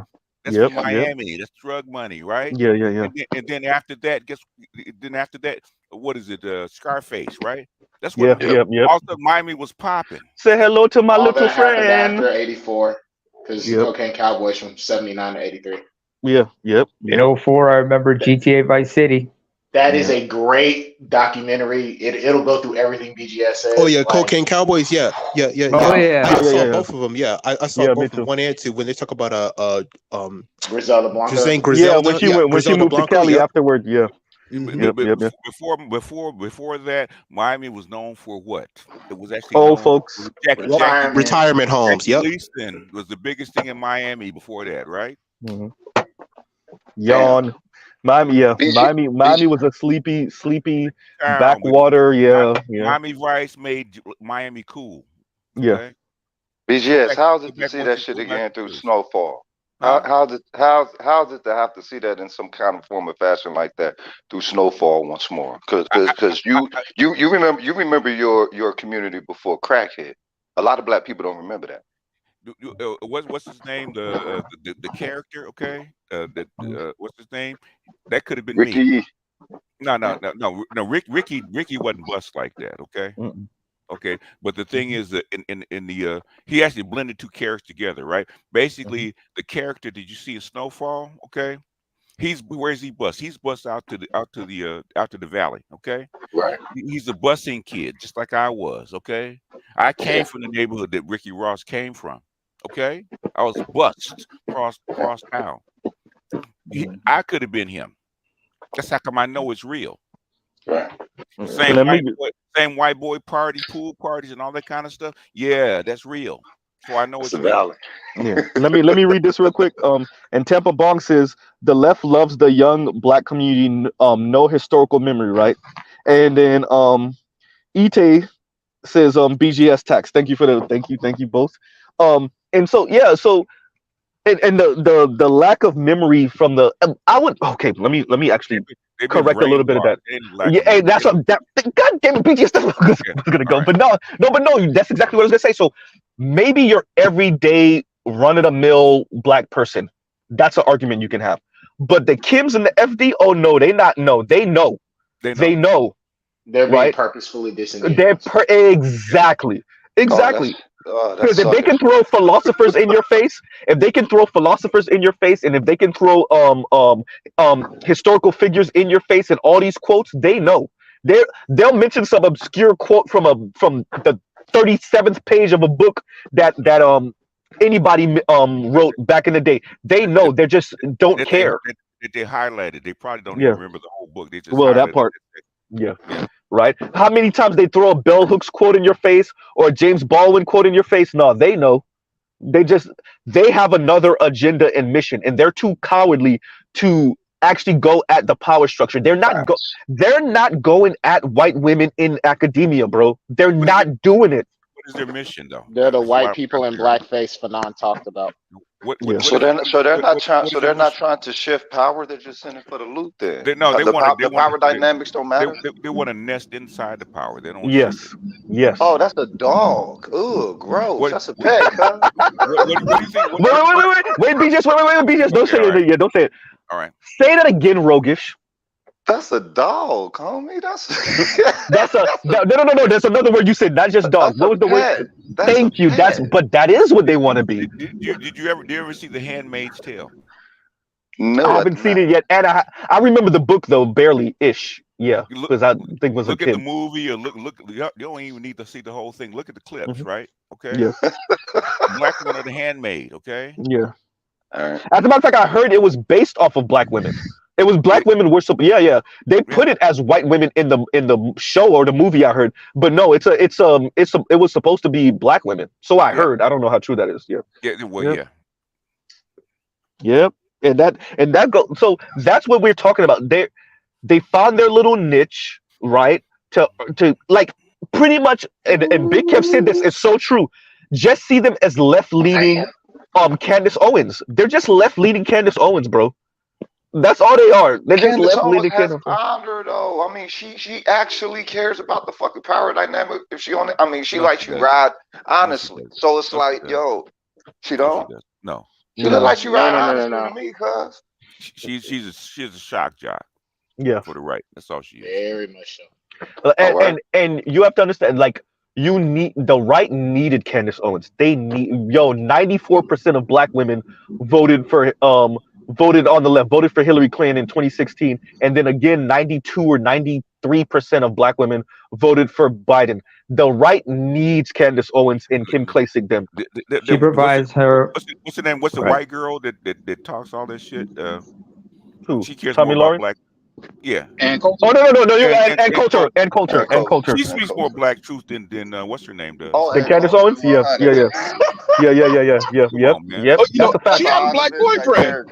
She's with JJ from Good Times. Several of them. Hey, I love her take on reparations and ADOS stuff because I saw her back Robert Reich BGS, the short one that was yeah. I watched her back him into a corner about yeah. I love that shit. Yeah. She made him look dumb. It's like, we didn't forget about black people. No, y'all did. Yeah, she did.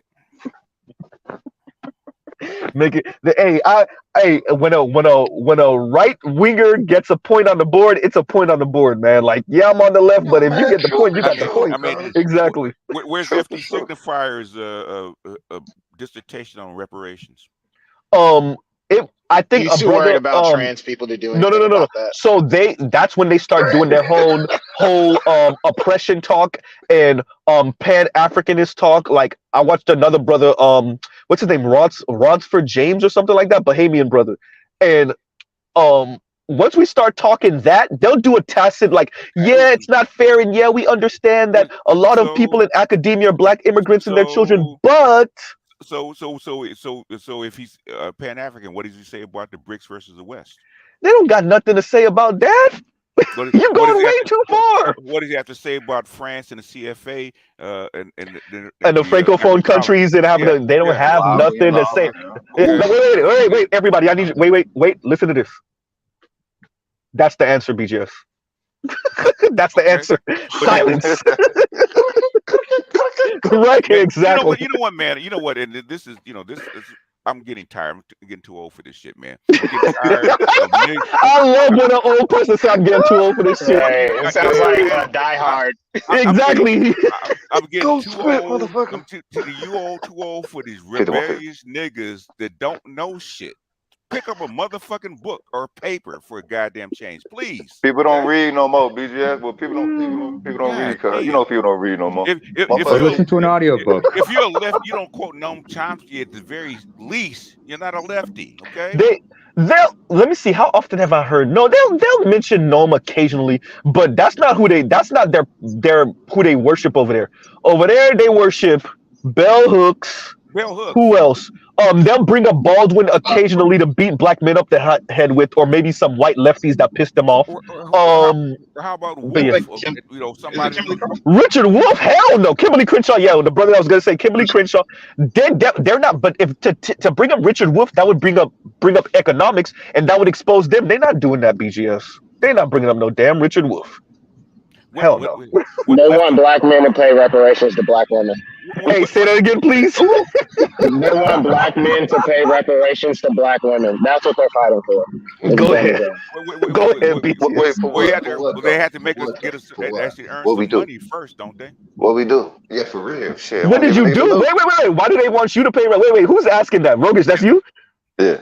You know what we did? We were black men, and we didn't make them upper middle class and rich and wealthy white women. That's why they want us to pay reparations. Go ahead, BG. Actually pay. Also, they want us to be white Jesus. We don't have no money. We're gonna pay with. With your death, they need you to get off by the cops so they could use that blood as a movement for themselves. Well, why don't they just let us? I told black men 20 years ago, you need to fucking leave and get the fuck out of here. For real. Just leave. For real. Leave them here. Oh, what about the children? I had to hear that shit, man, the other night on my channel, man. After my women's after show. Somebody's background. Who's scratching in the background? No, that wasn't you. It wasn't you. What about the children? I'm gonna let everybody else get in. What about the children? Well, you can't leave here. What's gonna happen to the kids?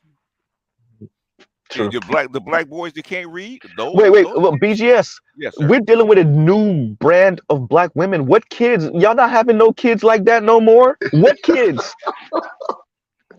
What kid? Y'all over here trying to get the young black ladies not to get married, not to have a man, and not to have kids. What kids? There's one guy that has 7 baby mamas that have 7 yeah, but from like 10 niggas. It's 10 niggas getting all the damn vagina in the hood.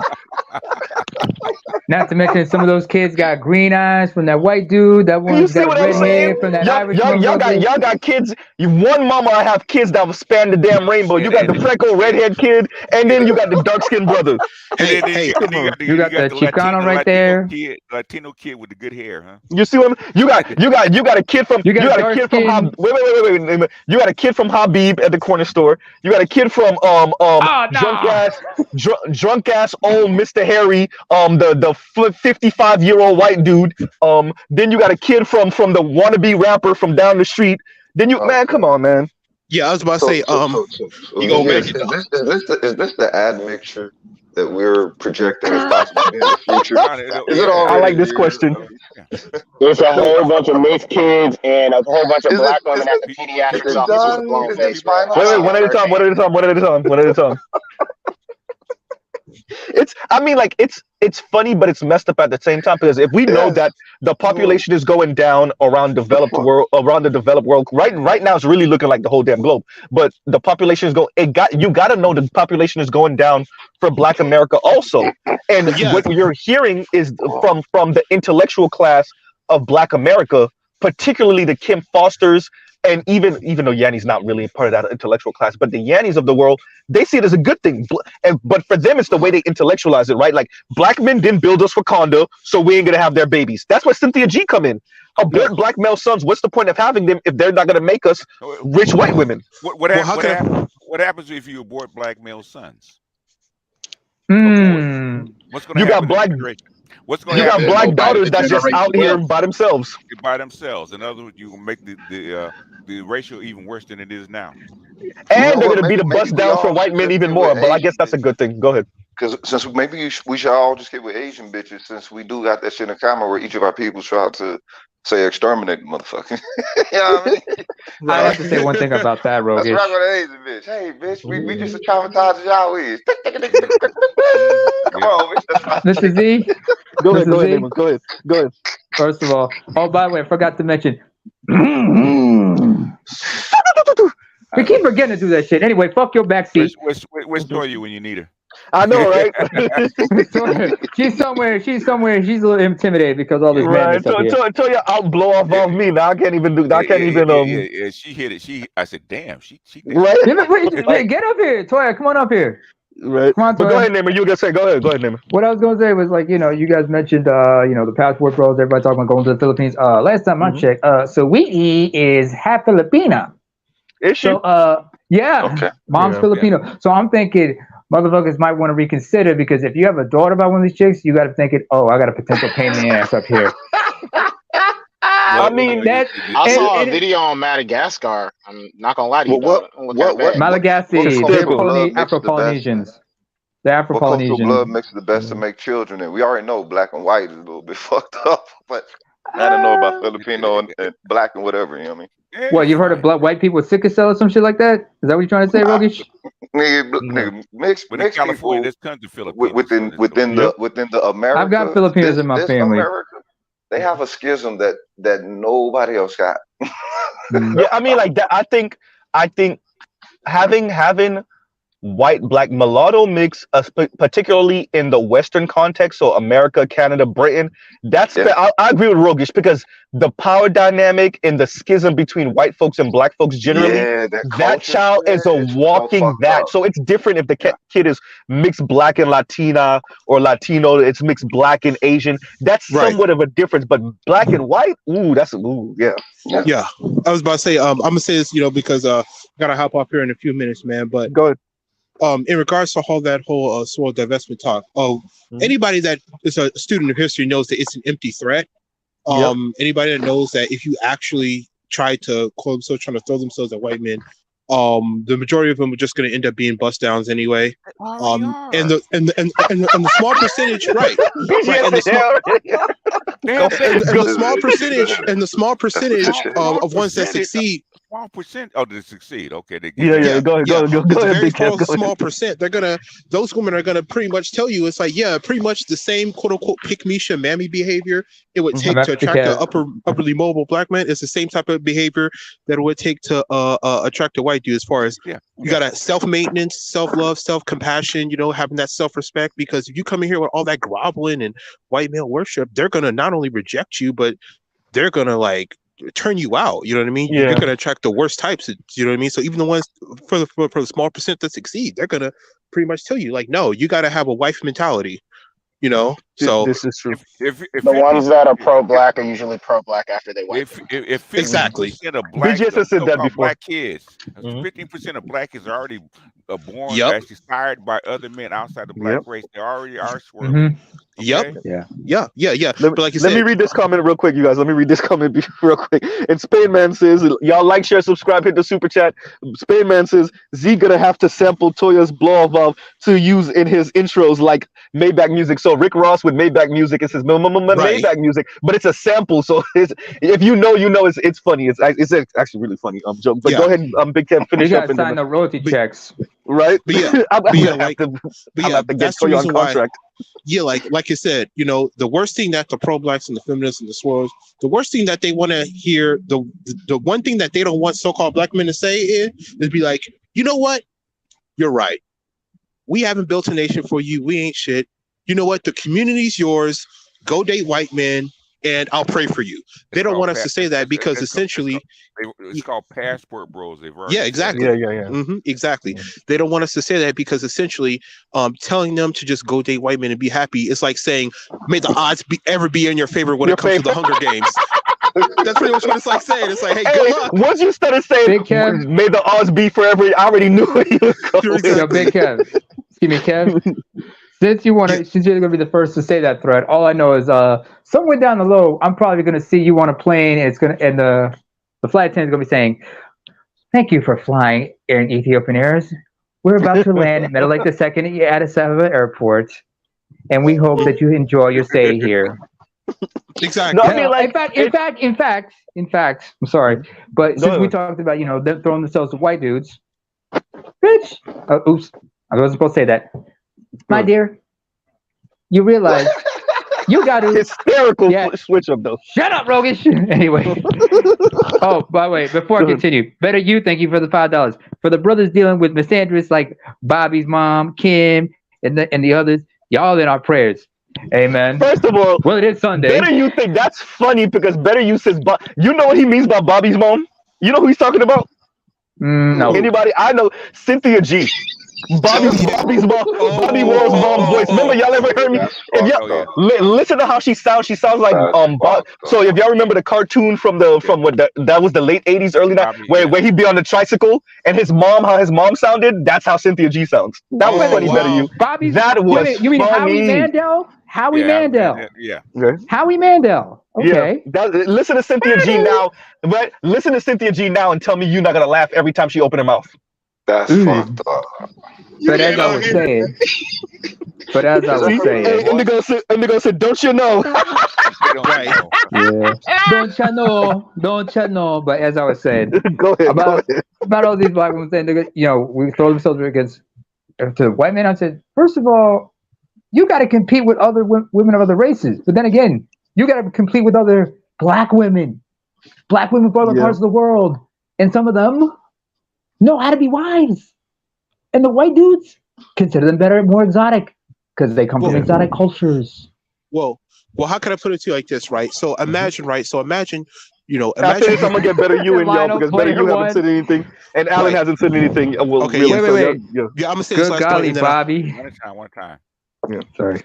I was about to say, I'm gonna say this and hop off. Okay, so just imagine, right? Imagine you've been taught all your life that you're morally superior to your male counterparts. Yep. Imagine being taught, your whole life that you're the backbone of the community, and you have this extremely condescending view of other women who actually try to make it work with the men in your own community and try to call these women pig beaches. Imagine the level of shame and embarrassment when you not only throw yourselves at these people, throw yourselves at these white dudes, and you do all this subconscious pedestalizing of white women. Imagine shame and embarrassment that after not only do you get rejected and get passed around by the white men that you throw yourselves at, but the very white women that you pedestalize, the majority of your male counterparts that you think you're superior to, they treat them like they're commoners. Not only that, but imagine the women that you call pick-me-shas and mammies for actually wanting to make it work with a so-called black man. Imagine the level of shame and embarrassment when those women ironically end up in a better financial position than you at the end of the day. Imagine, so that's the reason why you see them tripling down on this arrogance, because it's overcompensating for that extremely fragile ego. You thought you could do better and you didn't, and now instead of just simply accepting your fate, you know what I mean, what you want to do is you want to triple down on being arrogant. Let me add one more thing to it. Going a scorched earth policy. Let me say this last thing to what Big Kevin. Let me add on to what Big Kevin's saying, and then make it worse. Imagine you have a channel and you make it some $300,000 a year, so you say, and you have to try to chastise Brittany Renner, who was out here as the pass around for rich dudes, and tell her having a man is no accomplishment. Meanwhile, 2 weeks later, you over here glowing because you got your dude in the back. right? You glowing. You can't even help. Meanwhile, you're talking shit about black men. You're talking shit about black men while you're glowing because you just handled some business with your dude a little while ago. She paid for it, yeah. Man, that's some loser. Oh, by the way, and the women that's married and have less money than you, they're still happier than you, by the way. That part. The horror. Her man earn not even a fifth of what you make, and they're still happier than you. What the fuck has happened? What the fuck has happened? All this, no. Happiness is white womanhood painted black. Happiness is the red carpet treatment. No, white bitches ain't Rogish, you're right. It's exactly. It's the ideal, right? The ideal is to be. It really is. The ideal is to be Jacqueline Kennedy. The ideal is to be. You see what I'm saying? Like, the actually top is actually Michelle Obama. Oh yeah. Okay. Yeah, Michelle Obama, or Malia. There can only be one. There can only be one. For every Michelle Obama is don't even like being a Michelle Obama. Thank you. And for every Michelle Obama is a Gayle King, a Condoleezza, and I'm not trying to chastise Condoleezza. A Susan Rice whose son looked like he goddamn 50, even though that nigga's still in his mid-20s. Who else? I miss Oprah. Oprah's the best you could get out of a failed attempt at being Michelle Obama. That's the best you could get. The worst you could get, well, is being homeless. But the worst you could get up there is maybe Gayle, which is being the friend to Oprah. God damn. Oh my God, this is a toilet. What the fuck, bro? But that's okay. Let's be honest. Let's take what Big Kev was saying further, right? Real quick. Let me take this further, and then I'm gonna better you, and then Alan, because they haven't really spoken. Okay. They haven't really investigated what they want and why they want it. They just want it, and that goes across the intellectual and educational spectrum over there. They just want it, bro. They just want the nice things. They want the light. They don't care what it costs. African digging out coltan. They don't care what it costs. The Indians who damn near have buildings burning at textile mills. They don't care about that. They don't care about none of that. They don't care about what's going on in Eastern Europe right now with Russia. They don't care about none of that. They don't care about the factories in China. They don't care about automation. None of it. All they care about is I want nice stuff that denotes me being a chocolate dip, rich and middle class, upper middle class, and wealthy white woman. That's what I care about. I don't care how it gets here. I don't care who has to die. I don't care about. I do lip service to this Marxist, communist worldview, but I don't really mean it. Especially if it means that I don't get to have my baby Benz. Right? And go ahead, better you, and then we'll have Alan. Go ahead. Gotcha. I kind of wanted to piggyback a little bit off of what you were saying earlier about the money and the figures. It's like I work in payroll for one, and I can tell you for sure. Yeah, when it comes down to those figures, you're gonna fall into about the 12% federal income tax bracket, which automatically offer up for that 800. That's about $88 or so coming off. Then you got 7.65%, or basically just to round it up, 8% for FICA, which is Social Security and Medicare. That's not even factoring in state income tax or any voluntary deduction. So they walking home with $650 is what you just told me, and we didn't even count health insurance yet. That's generous, yeah. Bro, and that's so. If these lefties want to keep on talking, I must keep on hitting them upside the head with the fact that they're cowards. You see what me and Better You just went through? That's what they should be talking. They're not talking that. They do sideways lip service to it, and then they still talk this and ballerific talk and black men ain't ish talk, and we need to bring back. We don't need these men feminism. Quite literally, your subscribers do. Even the educated ones do, because I know how much money they make. They need men. They need black men specifically because white guys ain't checking, and they better come over here with a smile. Go ahead. Pandering stuff. And the thing about it is, when you at that income level, it's kind of to what you were saying. It's like, yo, you in that range where you don't get federal benefits because you make too much, and Yep. it's kind of weird because the solution is, or one of the things that remedies that is if you have dependents. Yep. I.e. And that, kids. But and for the ones of them that don't have kids, which is an increasing amount, yeah. So that means all you got is your little 625. Yikes. And then God forbid you work in a right to work state. In other words, for those of you that work in states that actually have some protections, let me tell you, as a Floridian, right to work mean that your boss could walk in and be like, yeah, I don't like your shoe color, you're fired. Straight up. Straight up. Is that what it means? Yeah, it means that they can fire you for anything. It's at will. They can fire you for anything. Okay. The only protections is like race, gender, and things like that. But since it's written so broad, like literally what he said couldn't happen, and there's no recourse. Like that would be legitimate. It's purposely ambiguous and whatnot, and so you can have the most flimsiest excuses. It's covered because the ambiguity of the law, how the law is written. Exactly. And that's on purpose. Yep. Any reason, as long as it's not age, sex, race. Like if I if I don't like black folks, it's broad enough. Literally, like what he said, you got J's on one day. Hey man, I don't like your shoes. Like, you out of here. You ruining the culture. Boom. Or prime example is like, hey, excuse me, man, you rocking Jerry curls? Oh, so you better get up out of here. You better get your ass out of here. And I'm saying that to say, if the bread tube left is gonna have, because I'm fed up with the culture war crap, right? And the culture war crap isn't even going at white folks' culture war. The culture war crap is punching. They want to talk about punching down to working class black men. Y'all are cowards over there. Y'all are straight cowards over there.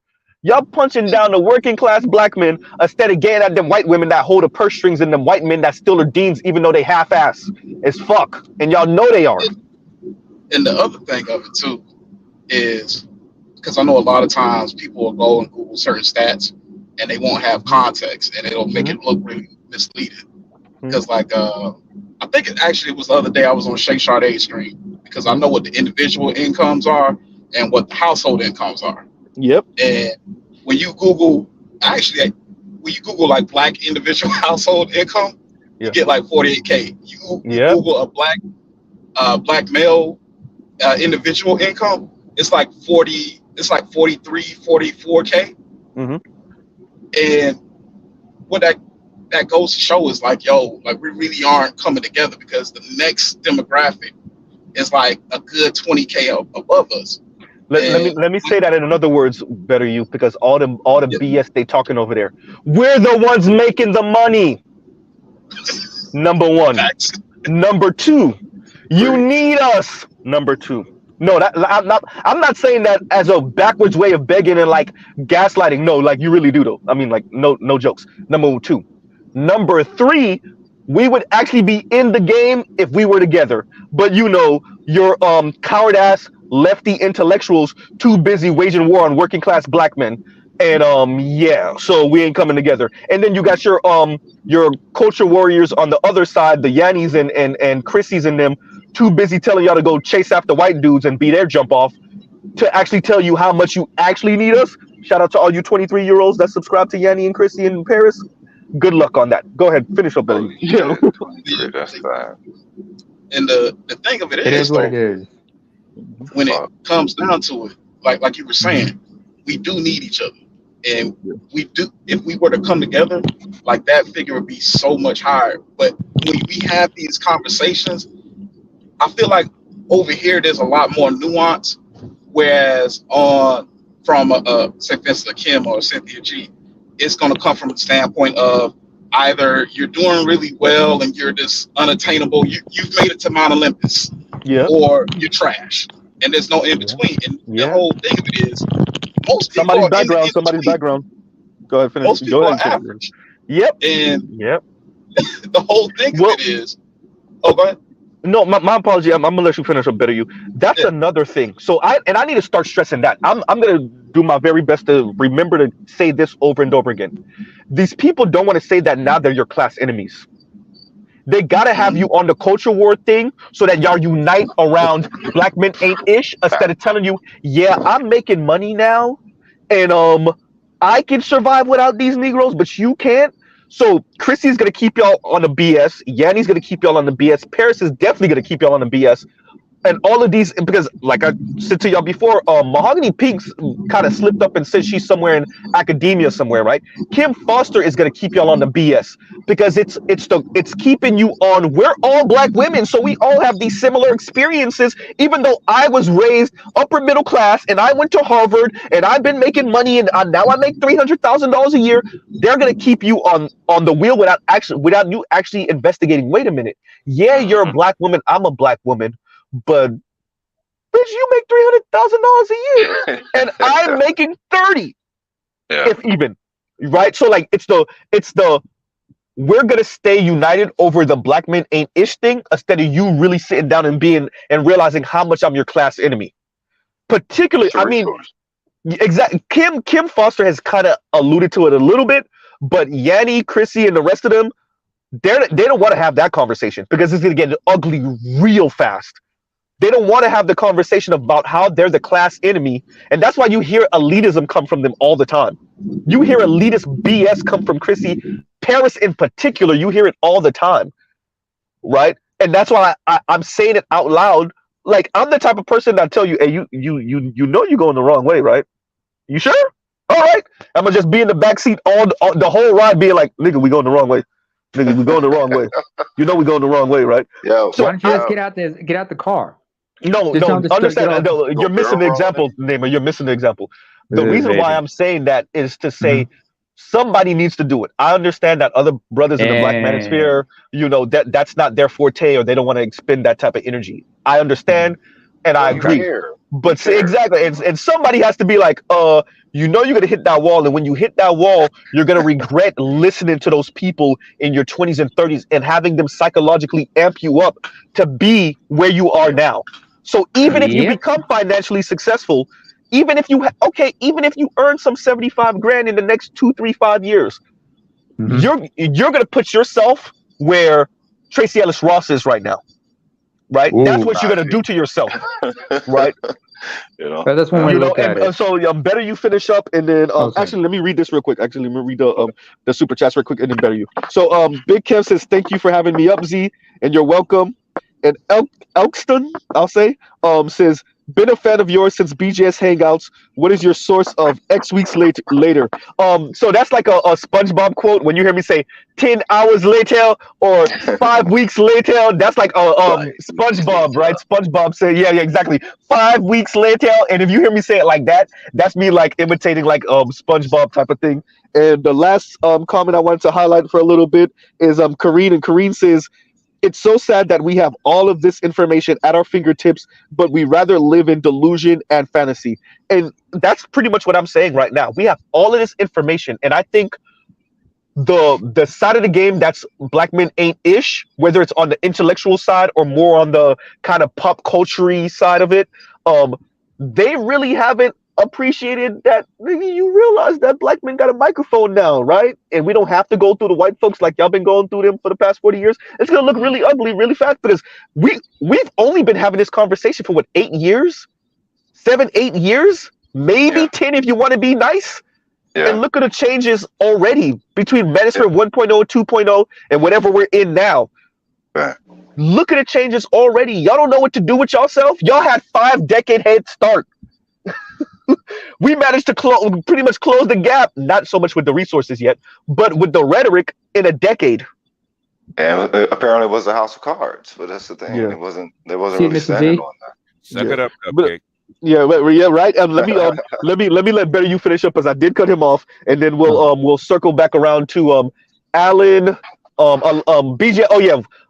Hear ye. From now on, we have elder privilege, so we will be extending Roger's elder privilege over here to Mr. Z's channel. So unless BGS want to say something, but go ahead. Okay. So we'll finish up with Big Kev, Alan.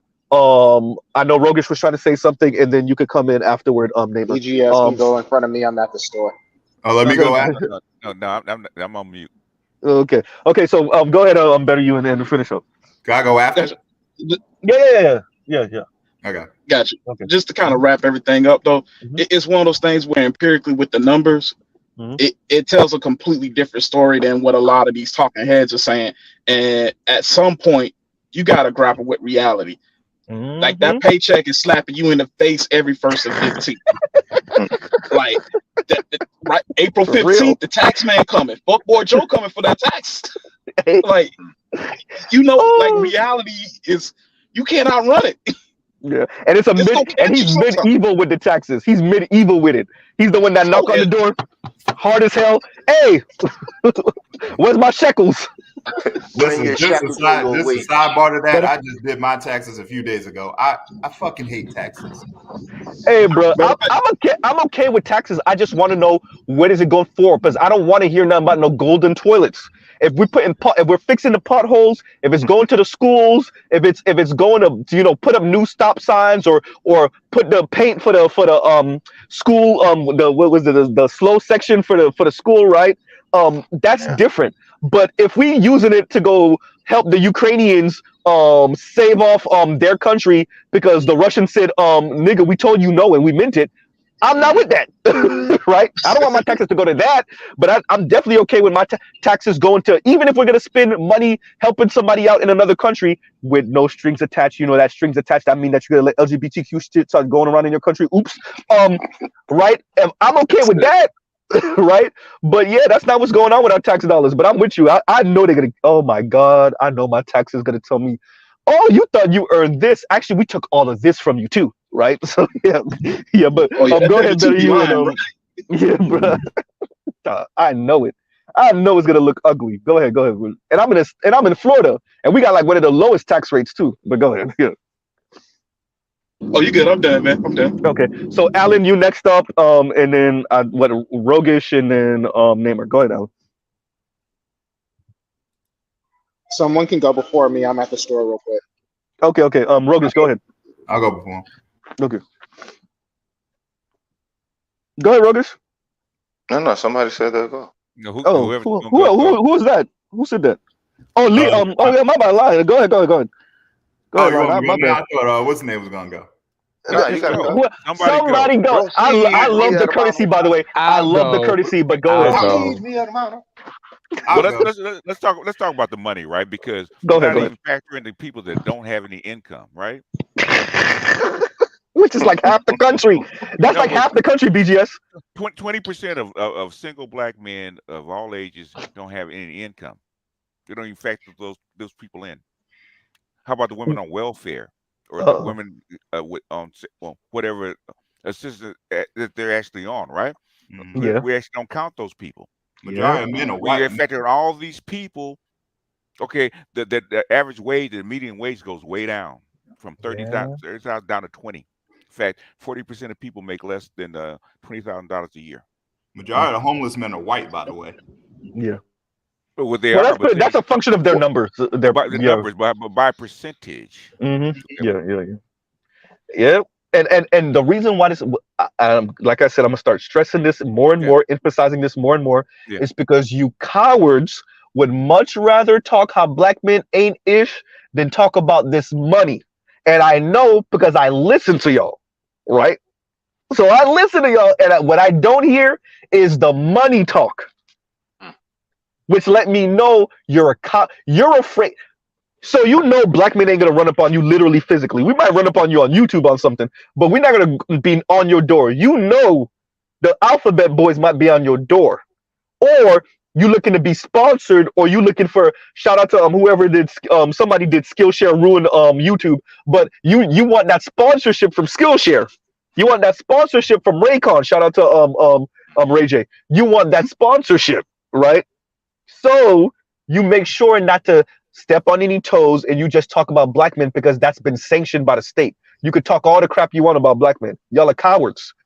Because when we start talking money, then first the other women get to realize that you're their class enemy. So they're gonna that all of that what's the word I'm looking for? Camaraderie. Camaraderie. Thank you. All of that camaraderie is out the window once they realize how much of a class enemy you are. Number one. Number two, you know what else is out the window? The fact that you can afford to talk this crap about men, black men, but they can't. They can feel whatever they want to feel. They can maybe even say what they want to say, but by the numbers, they can't live it by the numbers. And the state, and you're lucky because y'all better keep on making sure y'all get some of them lefties in there. Because if y'all let these Republicans really do this the way they want to do it, oh, Yeah. you're gonna be borderline destitute. Y'all better get your mind right. Go ahead. They have a net worth. They have a net worth of $1,700. I see no reason in being intimidated by any of them. Well, the only reason is that they're able to wield their rhetoric in a way to but not neglect you. As this is Kimberly Crenshaw's whole project with intersectionality, right? Use the rhetoric of black women being black and women, and use negative rhetoric against you to but not neglect to you, right? So any resources coming down the pike go to them, and that was the whole point, right? And yeah, so you're right that there's not a fear of them per se. It's the only issue is them telling white folks what white folks want to hear anyway, so that they can have so they can be the people that divvy out the resources. And you know they ain't divvying out no damn resources to no straight black man who's 10 toes down. They're not doing that. Yeah, but white dudes they're only paying them enough mind just to get their votes. Once they get their votes, they send them on their way. I mean, Biden anyone anyway. For the most part, because I don't see that network increasing. Go ahead, finish up. I'm sorry. Yeah, net worth of 17. Their net worth is currently at $1,700. Bruh. Look at who was it in Alabama that won what governorship over the other one because black people came out, but mainly black women. It was a few years ago. This was like maybe 4 years ago. The member, because one of them was an incumbent, but he was out here messing with kids, and then the Democrat. You talking about the senator? I think it was Doug Jones. Yeah, that one. Oh, so it's senator, it wasn't governor. My bad. Okay, so exactly. So that one right there. What happened when he got in the office? He was there it was a 2-year rental. That seat was a 2-year rental. Yeah, but still, what happened? Did black women get anything for their vote? Oh, yeah, they didn't get shit. Not even no goddamn bad. And that's if you looked at the track back, if you looked at the track history of that individual, before all this, he was a prosecutor, and who was he mostly prosecuting? And black men. I remember hearing this. Yeah, I remember hearing this. Yep. Thank you, Professor Black Truth. Yep. I remember his breakdown on this. So what I wanted to say was that's all you get. Let me read this super chat and then you Nimmer. Okay, so and Big Kev says they want us as brothers to apologize for not being both super rich and white. That's their real axe to grind with us. And that's funny and true. And the Spain man says Sunday Tides. And y'all passed the collection plate. Yo, facts. Right. And thank you for the super chat, you guys. And go ahead, Nima. Oh, by the way, Canada, thank you for the $5. The Betrayal did not pay off for the majority of BWs.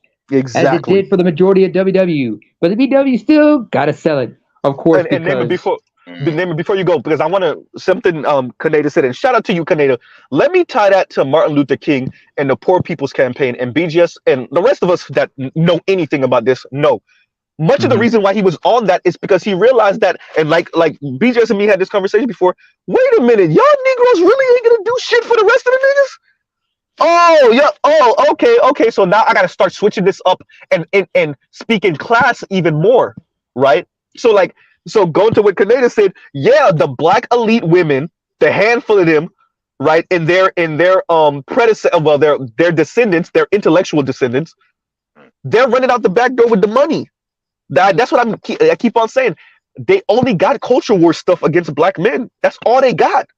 Culture war stuff against black men, rhetoric against black men, articles against black men, TV shows, and movies and books against black men, right? Intellectualizing their misandry, and that's it. Because once we start talking about what have they done concretely for real for black women over the past 40, 50 years, all they got is, well, we made sure to make sure y'all could get into college. Yeah, bitch, but now I'm $60,000 of student loan debt, and I got no man. Right. So, like, what did they really do? Routinely to the community and foreigners. Yeah. As a badge of honor, and the results thereafter. Understand that the receipt ain't looking good. Go ahead, Nemo. What Kaneda is saying is, I wanted to actually jump on that. It's like basically, and what we've been talking this whole time. And I remember a certain. Are we allowed to drop names of certain YouTubers here or not? Yeah, you go ahead.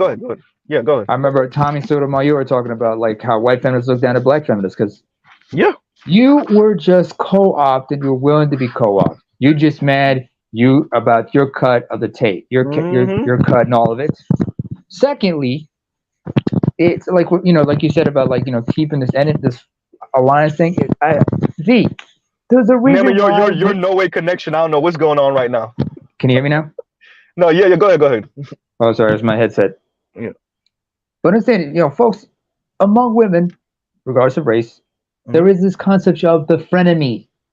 Oh yeah. You're a friend. Yeah, you see, that's what I'm trying to get at. Yeah. So yeah, the frenemy concept. So basically, you're an ally when it's convenient. You're an enemy, all the same. Nevertheless.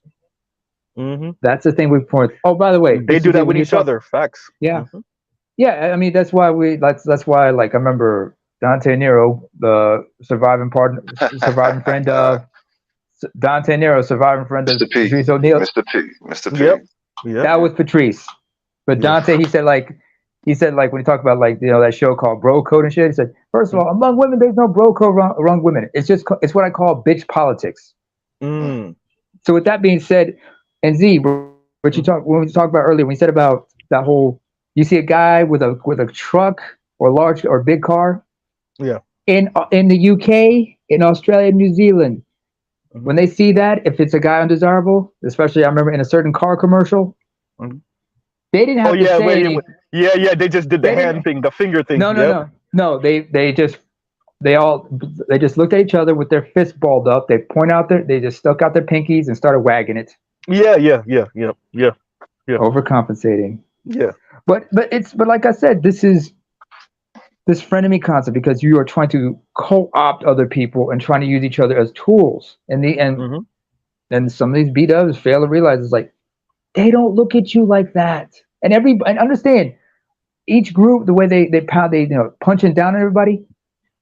It's for a reason because everybody knows where they're standing in this hierarchy of people is. Yeah. That's what I've been trying to talk about. Because hear me out. I remember there's a YouTuber I meet up with every once in a while. Congolese brother. I remember he was talking about how Adolf's brothers be punching down on him and shit like that. And I remember coming up and I explained to him, and there were some other brothers of immigrant descent. And I looked at him and said, fellas, do you realize that's not by accident, it's by design? Because they know who they can criticize. Because they know where their standing is in the whole scheme of things. They know if they go after certain people, it's going to be their ass. That's why when they come at you, just like when they punch down, let's like how certain folks are punching down on black men in general. Yeah. They know who they can punch. Let me say this. Let me say this, and let me make a punching down larger. In what fashion, though? What you mean? Wait. Before you even go, Rogus, because I know you want to say something to that too. Because I want to say this too. Not even the punching down part, as much as the. Now we have to have a more pan-Africanist or black diaspora conversation from the late 50s up until about the early 80s. The fact that we watch African leaders get murked, we watch Black American leaders get murked, we watch them get co-opted, we watched many of our favorites become spies. And informants. And so what I think that day, and that's just black people. We watched non-black people, the Che Guevaras of the world, get murked, right? We watched all of this. We watched them isolate Fidel Castro to that country for 50 plus years. I think the left in particular is scared shitless of challenging power again. I think including the black left, of course. I think they are scared shitless of challenging because we did it and we got a couple of crumbs, right? And then when power decided to push back, people started disappearing. And I think that's a fear the left has for real. God instead of a fellow person upon this world. So push all you want with what you got power, but the thing is you don't own the motherfucking world. And if you think that you do, I'm gonna put forth every motherfucking effort to show you that you don't. Yeah. That based off of what authority do you own the world?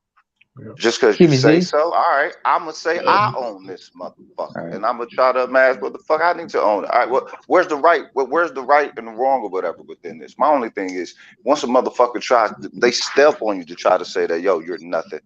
Then that should galvanize you. I don't know this fear shit like that, man. Because if motherfuckers do believe in the God, or if y'all is this theistic, whatever the fuck the word is, but that deity shit, where the fuck is that power at in the people, in the believers? You know what I'm saying? I'm not a believer, but it's like all these motherfuckers that say they believe in it. It don't know that it grants y'all no motherfucking power. But it's more psychological, though, Rogish. To sit on the honor of your motherfucking life force. Yeah, no. Like people just want to be motherfucking, I don't know what. No, but it's more, when that whole believer thing, to me, it's more psychological, like a psychological reprieve for yourself than it is really you standing on it and and knowing what that could potentially mean for your life or lack thereof if you push hard enough, right? Yes. And I get it. Like, I get the fear. Think about what we're really saying. What we're really saying is people are afraid that they're going to put their life on their line in their livelihood, even if you get marginalized out of society and they make you the butt of all jokes, right? They don't murk you, but they financially destroy you, right? Okay. We're telling people to put themselves on the line. Real quick, they're afraid of, people are afraid of that happening to them for no reason. Like, okay, it's one thing if I feel like I did this and then I'm appreciated for it. It's another thing if I just go nameless, right? If something happens to me because of my fight and I'm just pushed out to the margins of society, or I'm offed, or I have a air quotes freak accident on the expressway and like nobody ever is like, you know what? Like, it's okay. Imagine Darren Seals but without the name. At least we know who he is. You know what I'm saying? Like that type of situation. And even Darren's, I would argue, and I put money on it, most people don't even know who Darren Seals is. They'll talk BLM all day. They don't know who Darren Seals is. So I'm saying that to say that I think that's part of people's fear and the lack of pushback. And go ahead, neighbor. What I wanted to say, what I was trying to explain, just to sum it up, what you're trying to say is basically, it's people are afraid of being made an example. Yes, I mean, made an example of. Made an example of. I'll give you an example. All I have to say is one country, and you know exactly what I'm going with it. Sierra Leone. Okay. Yeah. Remember what they did what happened to countless civilians. It's something that they learned from that was copied by the Belgians in Congo. And by the way, Z, you got to go even further. It's not from the 1950s to days. You got to go even well into the 90s, because there were leaders that were getting killed in the 90s and got co-opted. Yeah. I mean, we could talk. Who was the one that the U.S. and stuff? Pinochet. That was Chile, right? Who was it? Was it Allende? Was it Allende that they killed? Salvador Allende. I'll give you the date. September 11th, 1973. Yeah. Salvador Allende. Yep. But I'm talking like more in like in Africa. I mean, I hear you, but I'm saying you got Mossadegh, you got Allende, you got what's his name in what is his name? I'm thinking about one African leader. Country. Congo. Which Congo? DRC? Mugabe? Yes. The big Congo? Not Mugabe. No. Laurent Kabila. You're talking and then the other Congo. No, there's one big Congo. Lumumba. Same country. Lumumba, that's what I was saying. Lumumba, like all of these people getting offed all through from the 50s, you said to the 90s. So from the 50s to the 90s, that scared the crap out of people. That scared and so you think Kim Foster don't know that? Rwanda. You think they niggas gonna take over the world or something? Niggas wasn't getting together to start no fucking world war. Motherfuckers were just trying to enrich themselves. So if that was their biggest fear, oh shit, these nigger countries finna get together and enrich themselves and intelligence themselves again. Yo, cuz, okay, so they they can bomb the fuck out of that. Yo, excuse me, Rogish. Let me read these super chats real quick before you finish, neighbor. Actually, I want to read it. Y'all niggas can build heaven for yourself, but these motherfuckers, you just step up and say, "Oh, then white law." No, really? And what they was trying to do was build their own fucking heaven. Roguish. Well, they built their own heaven on our bones. Okay. Anyway, I have to exercise my bit of life. Let me read it, yo. Because since I have vitiligo, I can exercise my vitiligo privilege here. Hysterical. I have to here because it's relevant. Better you. First of all, fuck you, better you for this one. I take the exception what he said. For the $5, he said the solution to this just hit me. We all need to transition. From now on, I and my bank identifies as white men with vitiligo. Right? As wealthy white men with vitiligo. Hysterical. He stole my mouth. Now I know where my melanin went. Better you've been jacking me for years. Since 2015. So the lighter you go, the higher your credit score gets. Oh yes, sir. We had an 850, baby. Right, dog. No wonder Why, sir, we can't approve you for that loan. Glad you came. Hey, so you see, we're not anti-LGBTQ in the black manosphere. You see, we over here trying to become trans rich white men. Oh, Big Kev, hold on. Big Kev, thank you for the $2. WW play hard zone coverage. BW play cover O blitz. That's the football head. Yep. I mean, aren't we? I mean, and sometimes some of you brothers really do be sounding like I'm joking, but sometimes you brothers really do be trying to sound like y'all trans rich white. Snowman up here. We need Snowman up here to break this down because he's a sports head. Snowman in the morning.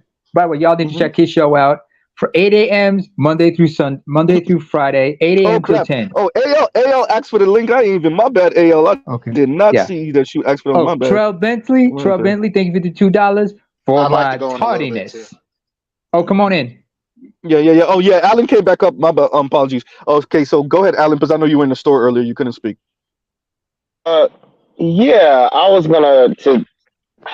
I think the main thing is I think on their side, I think they're scared, and I think I honestly think that black male revolution looks different than what it did in the past because we are left with the shambles of effective white supremacist propaganda as far as our women are concerned. Yep. Right. Ain't no revolution. What you say revolution when all wait, just let him land, and then you can respond back. Go ahead. I think evolution is probably a better term than revolution. Okay, revolution implies violence. Evolution implies growth. So I honestly think that in the closest we could get would be to regroup and build overseas. Maybe we're all going to meet in this country and do this. And I honestly think that to whatever end that is, you would have better success because you're outside of the immediate watchful eye of white supremacy. And our population isn't necessarily. Alan's going to be on the first flight to the Philippines. That's all I can say right now. Who you telling? By the way, hold up. I got to read the super chats here. First of all, for Canada, can you move up to Canada, please, Mr. Z? Give me a second. Wait. Trell Bentley, thank you for the $2 for your tardiness. We understand. Yeah. So I just want to because I like when people do super chats. I want them to see their comment up there for a couple minutes for a little while. So that's why I kept it up there. And yeah, he said, Trell Bentley says, for my tardiness, Trell, you missed some fire ass talk a little bit. I just read that. I want to say it again. Yeah. And then I have something else to say, by the way. Financial. Okay. So real quick, Alan, we're gonna get right back to you. Gotcha. I read this. I held my laugh. I heard Neymar couldn't hold it. I heard Neymar when he chuckled initially when I highlighted it. I held my laugh. Right? And Canada came in with the joke, and Canada said financial transfer. By the way, put it in the book. This is going in the book. Financial transphobia. For real, right? Okay, so go ahead, Alan. Go ahead for the show. Another phrase you're going to be stealing, Z. Right? Yeah. Bro, and I have a book of stolen phrases. Go ahead. Another thing I wanted to say is a lot of the times when we talk about or I guess when we apply or we even somebody's background. Go ahead. When we think about black resistance as far as America is concerned, I think it would be prudent to realize that January 6th happened. right? Yeah, And there have been, and throughout the Southeast, there have been multiple attacks attempts. on. Attempts on, well, one, there was a mass shooting attempt in Las Vegas, but there was also successful attempts, if you will, to like sort of knock out power grids in different cities. Yeah, there's a book that you guys should read and a podcast called It Could Happen Here. And why do I bring this up? The idea of Black solidarity within the Black community, literally, it falls apart on its face when you see the rise of divestiture talk. You realize that there's so many kids born out of wedlock and you don't have a family unit to build a community around. And you're dealing with a bunch of rogue agents with titties. Like, at some point, it's just like, you know what I mean? Like, cool, you know what? The women, they're independent. Like, homie, if they get caught up in the crossfire when white dudes decide that's to, what I like, was going to say. Yep. You know, go on their rampage.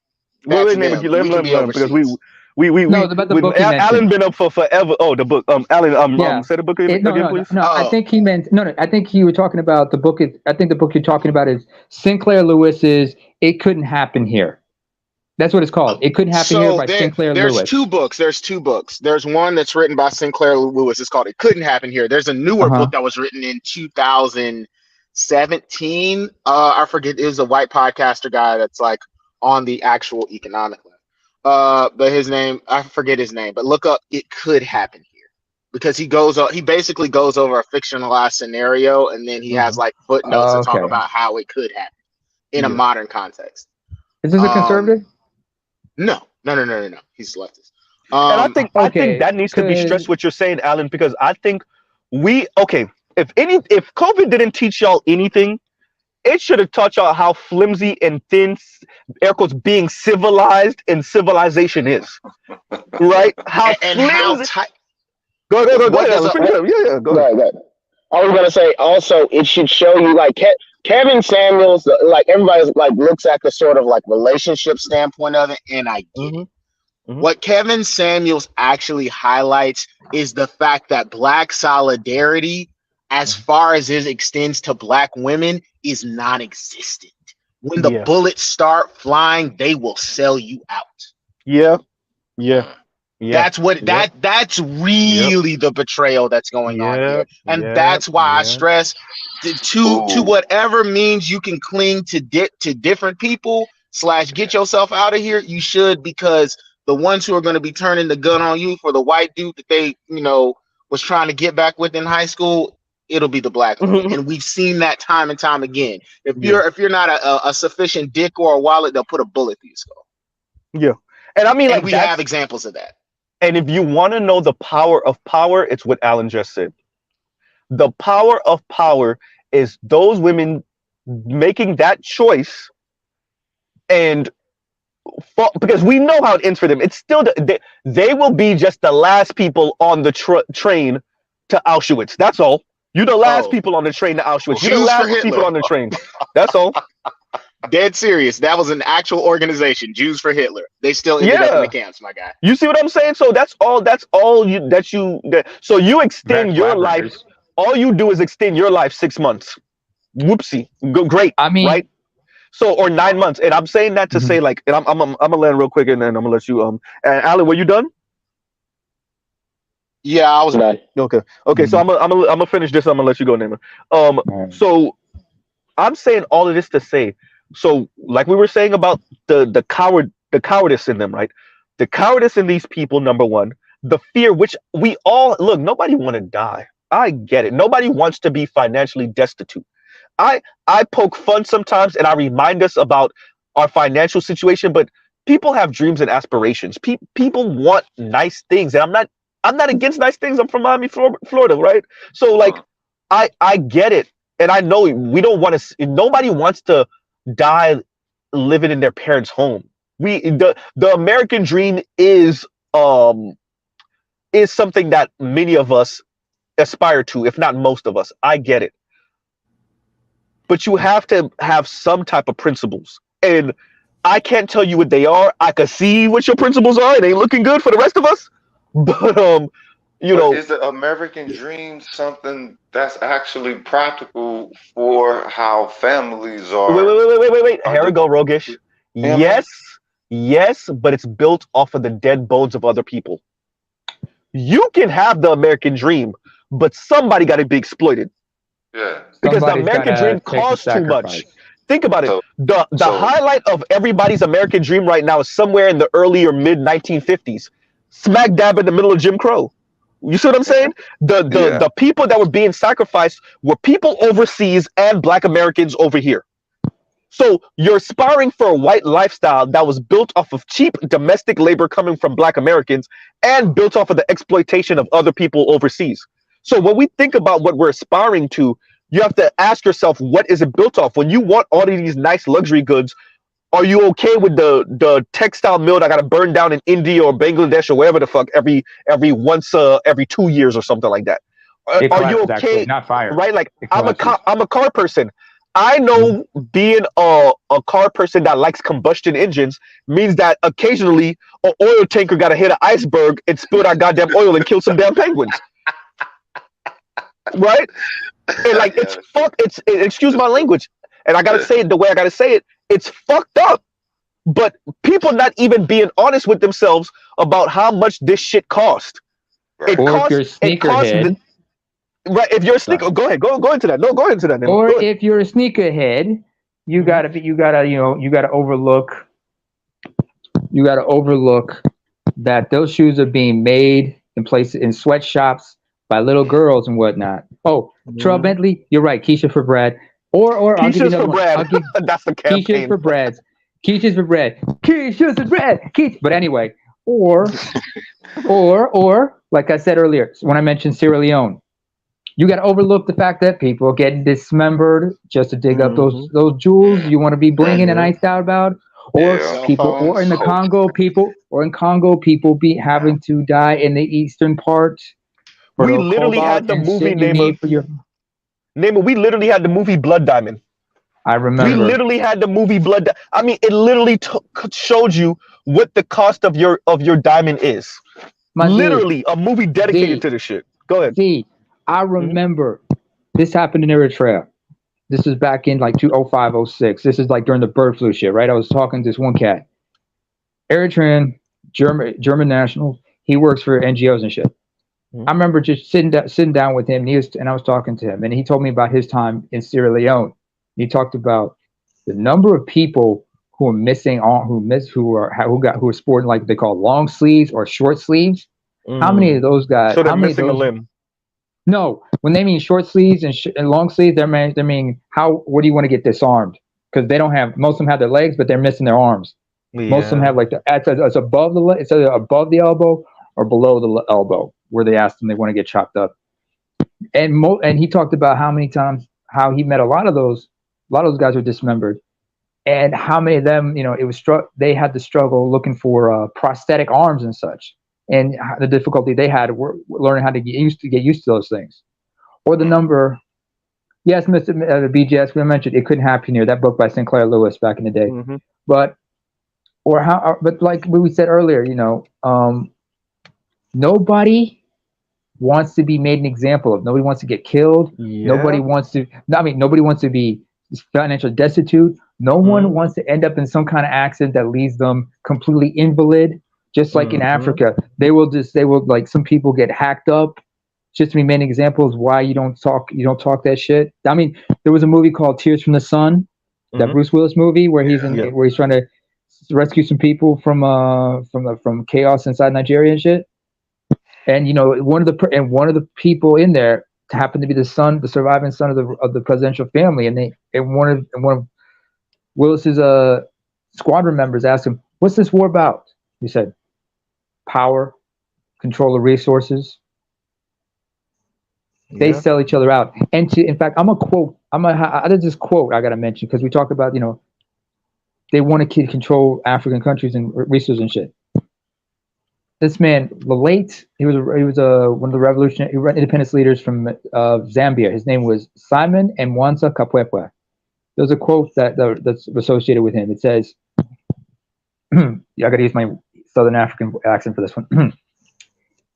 If African nations do not manage their independence properly, their colonizers shall return as their investors. Yeah, I remember this quote, and it's true. And Look at the fact. I mean, when we talk it, to bring it to reparations, if I may. Mm-hmm. I remember talking with Kareem, because I remember when David Cameron came to Jamaica, and the Jamaican Prime Minister read out this letter formally requesting for reparations from yes, Britain. I remember this. And he turned it down. And I'm thinking, they ain't gonna give you shit because motherfucker, they fucked you over in another way. They already, because they knew you guys were gonna be asking for reparations. So you know what they did to y'all? They gave y'all financial loans, IMF, World Bank, development aid. This is so we caused the poverty in the first place. Then we come in with the loan shark ass loan to give you to pay for the poverty. And when you're not able to pay for that, then we take a port or we take an airport, and we contract you to give us that for 50 years, 75 years, 100 years. And this is the way for you. In hell. Yeah. I want to say one thing real quick. Okay. The book, it's called "It Could Happen Here" by Robert Evans. That's the new. Yes. Thank you, Alan. Thank you, Alan. Or here's another book. Confessions of an Economic Hitman. Yeah. Yes. Basically, you're speaking imperial leasings. Mm-hmm. Yeah. What are the Chinese doing in Africa? It's 21st century colonization. It's not the same. It was never going to look the same. They're never going to move the same way they did before. Actually, 20th century, because a lot of this was back in the 60s. You know? They started back. They predated this back in the 50s and 60s. There's a documentary I remember called The British Web. Yeah, the British Spider Web, British Empire Spider Web, I think it's called. But I want to read this comment real quick. Yeah. I want to read this comment from Anubis. Anubis says, I want to talk about that actually. Please, this is one of my favorite quotes. And George Carlin got a lot of quotables. For a comedian, he has a lot of quotables. But this is one of my favorites. And for real, rest in peace. I really wish he. Anyway, some of our best commentators on shit like that is gone. We need to have that panel about that. Yeah, but the comedy. Yeah, the comedy and how it's something about comedians, right? But let me get this comment out. And Anubis says George Carlin said the American dream is truly a dream because you have to be asleep to believe in it, and I really love that. And I want to read this comment from Trell Bentley also, and Trell Bentley says American dream is based on the capitalistic ideal with a foundation of building on the back of others' effort. I mean, slavery, anyone? Which jump started, and the exploitation of other people around the world. Go ahead. It's interesting you bring up the American dream, because I remember during Obama's administration, a lot of folks know I live in Norway, but I remember Jens Stoltenberg, the current Secretary General. Yes, British Empire Spiderweb. I think it's something like that. It's a documentary I found on Netflix. Mm-hmm. The Spiderweb of the British Empire, something like that, I think it's called. Thank you, Spain Man. But anyway, Jens Stoltenberg, the current Secretary General of NATO, when he was Prime Minister of Norway during up until 2013, when he came to the U.S., he was quoted by saying something to Obama about the American dream. He said, "I look at this country and I see what has become of the American dream. And to be honestly, you have a better chance of attaining that dream up over in Norway than or in Europe, or other countries in Europe, especially like in Sweden or something like that, than over here. Considering the U.S. is the last one to have a social safety net and shit like that." Mm-hmm. And he's right. And what Joel Bentley said about that, Anubis said about George Carlin, he was right. The only way to have that, attain that dream, is to be asleep, because that's all it is. Where the hell's it now? But the thing is, people like the taste of it, though. I mean, and that's the thing, is the lure, right? So instead of putting it on, okay, let's say racial and white supremacy. Name your headphones. Pause. Mute yourself while you're not talking about. Yeah, okay. And real quick before you finish, Rogish, let me also refer to Richard Reeves. Before he wrote this book of Boys and Men, his book Dream Hoarders, right? And he spoke about how even Britain is a monarchy still, you guys, you know that, right? And Britain has more upward mobility than America does as a supposed democracy where you have meritocracy and all this other concept of social and economic dimorphism. If I'm saying that word right, I don't think so. But anyway, y'all know what I'm saying. You're supposedly supposed to have a dimorphic, right, social and economic landscape. In actuality, not so much, right? And go ahead, Rogish.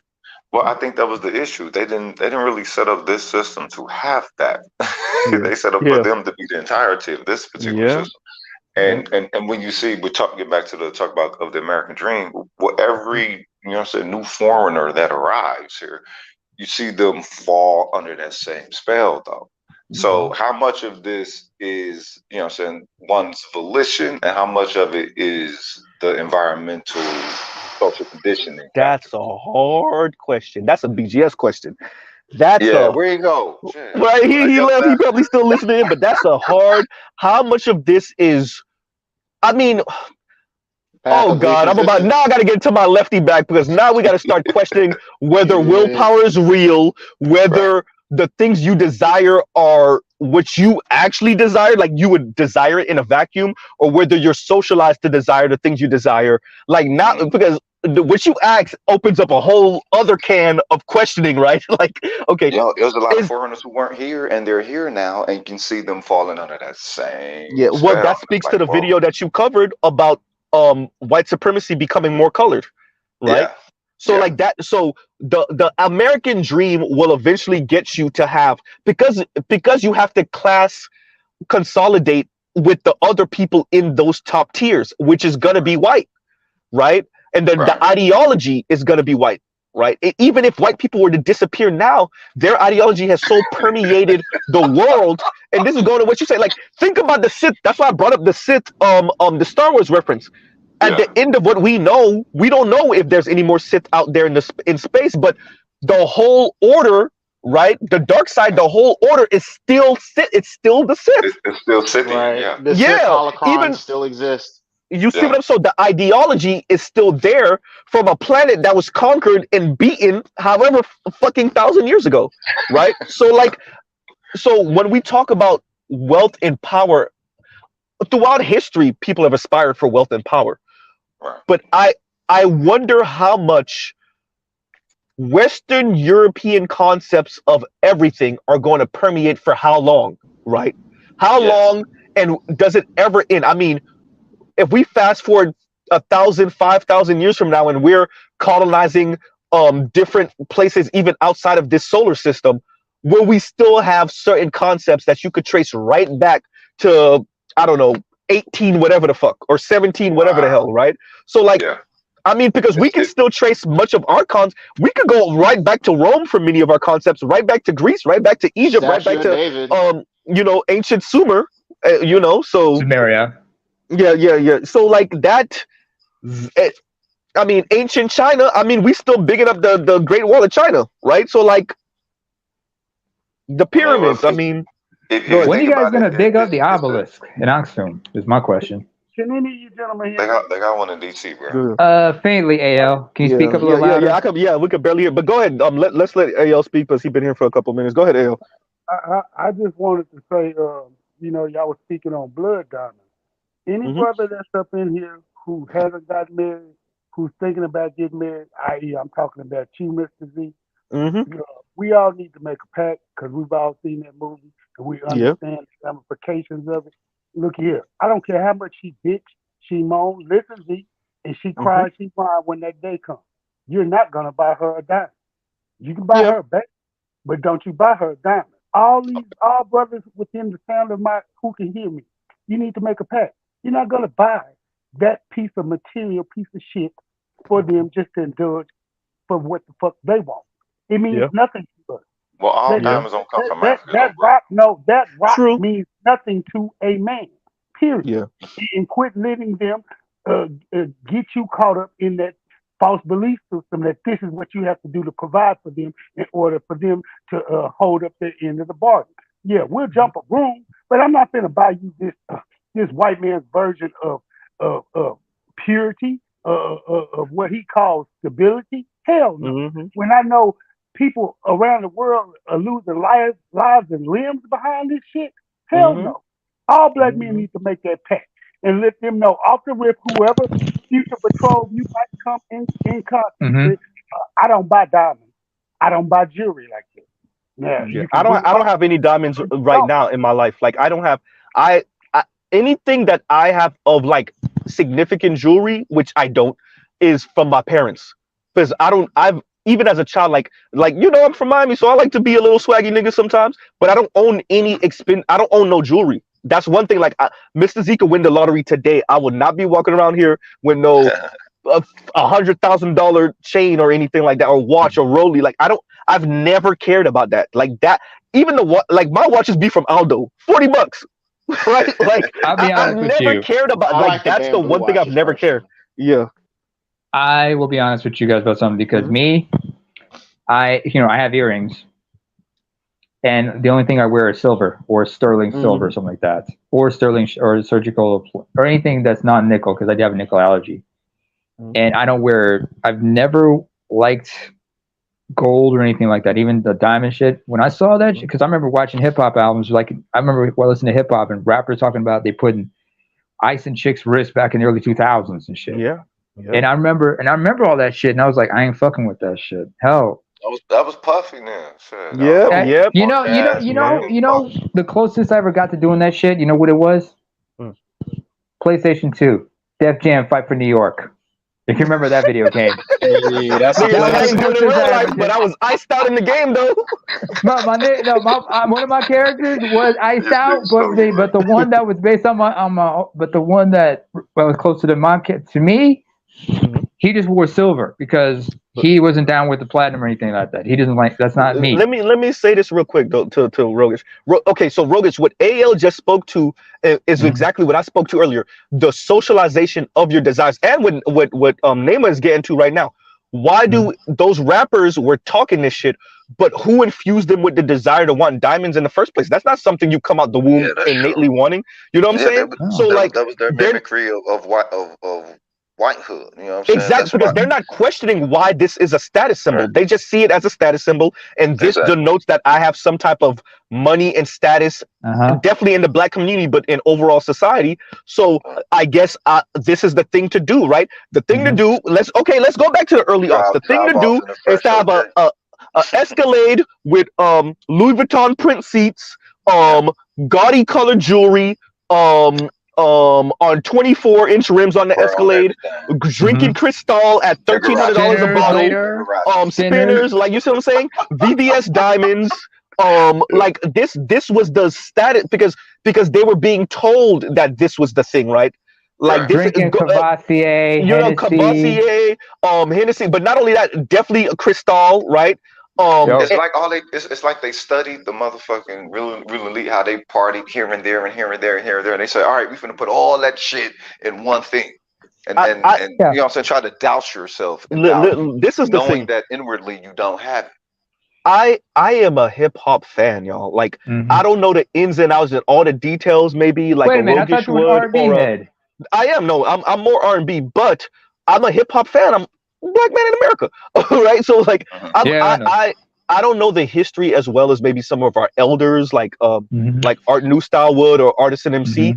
But we have to be honest that hip hop came of age with neoliberalism, and what that means is that your favorite rappers are nothing but a walking billboard and commercial, and it's Slick Rick. Some of it is not their fault, right? So say that again. Slick Rick back in the early, Slick Rick back in the 80s. Him. Well, hold up. Slick Rick had his own style with his shit, though. You gotta understand that they were also. Yeah, but they were wearing heavy chains, but there was gold and shit. But no. But understand what Rogish is saying. Rogish is saying it's still connection to exactly. It's still a black version of Okay, right. They wasn't doing that trying to mimic no Pilgrims, but translation. Jay-Z with the button-up shirts and the chacletas with his toes out in the early aughts, trying to be respectable. Like this is how you really show money. Or when he was doing it, like as gaudy as we thought the money phone thing was, and I agree with brothers. Like I'm from the South, but I wasn't on no money phone. First of all, I ain't never have that much money to do a money phone shit. But even if I did, I would have never did it because that's just not my style. But The when money phone? Jay-Z did, yeah, like you hold a stack of money next to your ear and act like it's a cell phone, right? So when that was a thing, Jay-Z comes in on some respectability shit, white shit, and says, "No, we don't do that over here. This is how you really show how you got money. You move like this," and it all sounds like some white investor bullshit. Now, not saying that he's wrong, but the fuel at which he's saying it is respectability white shit. Once again, I'm not saying what Jay-Z is saying is not smart and that it's wrong.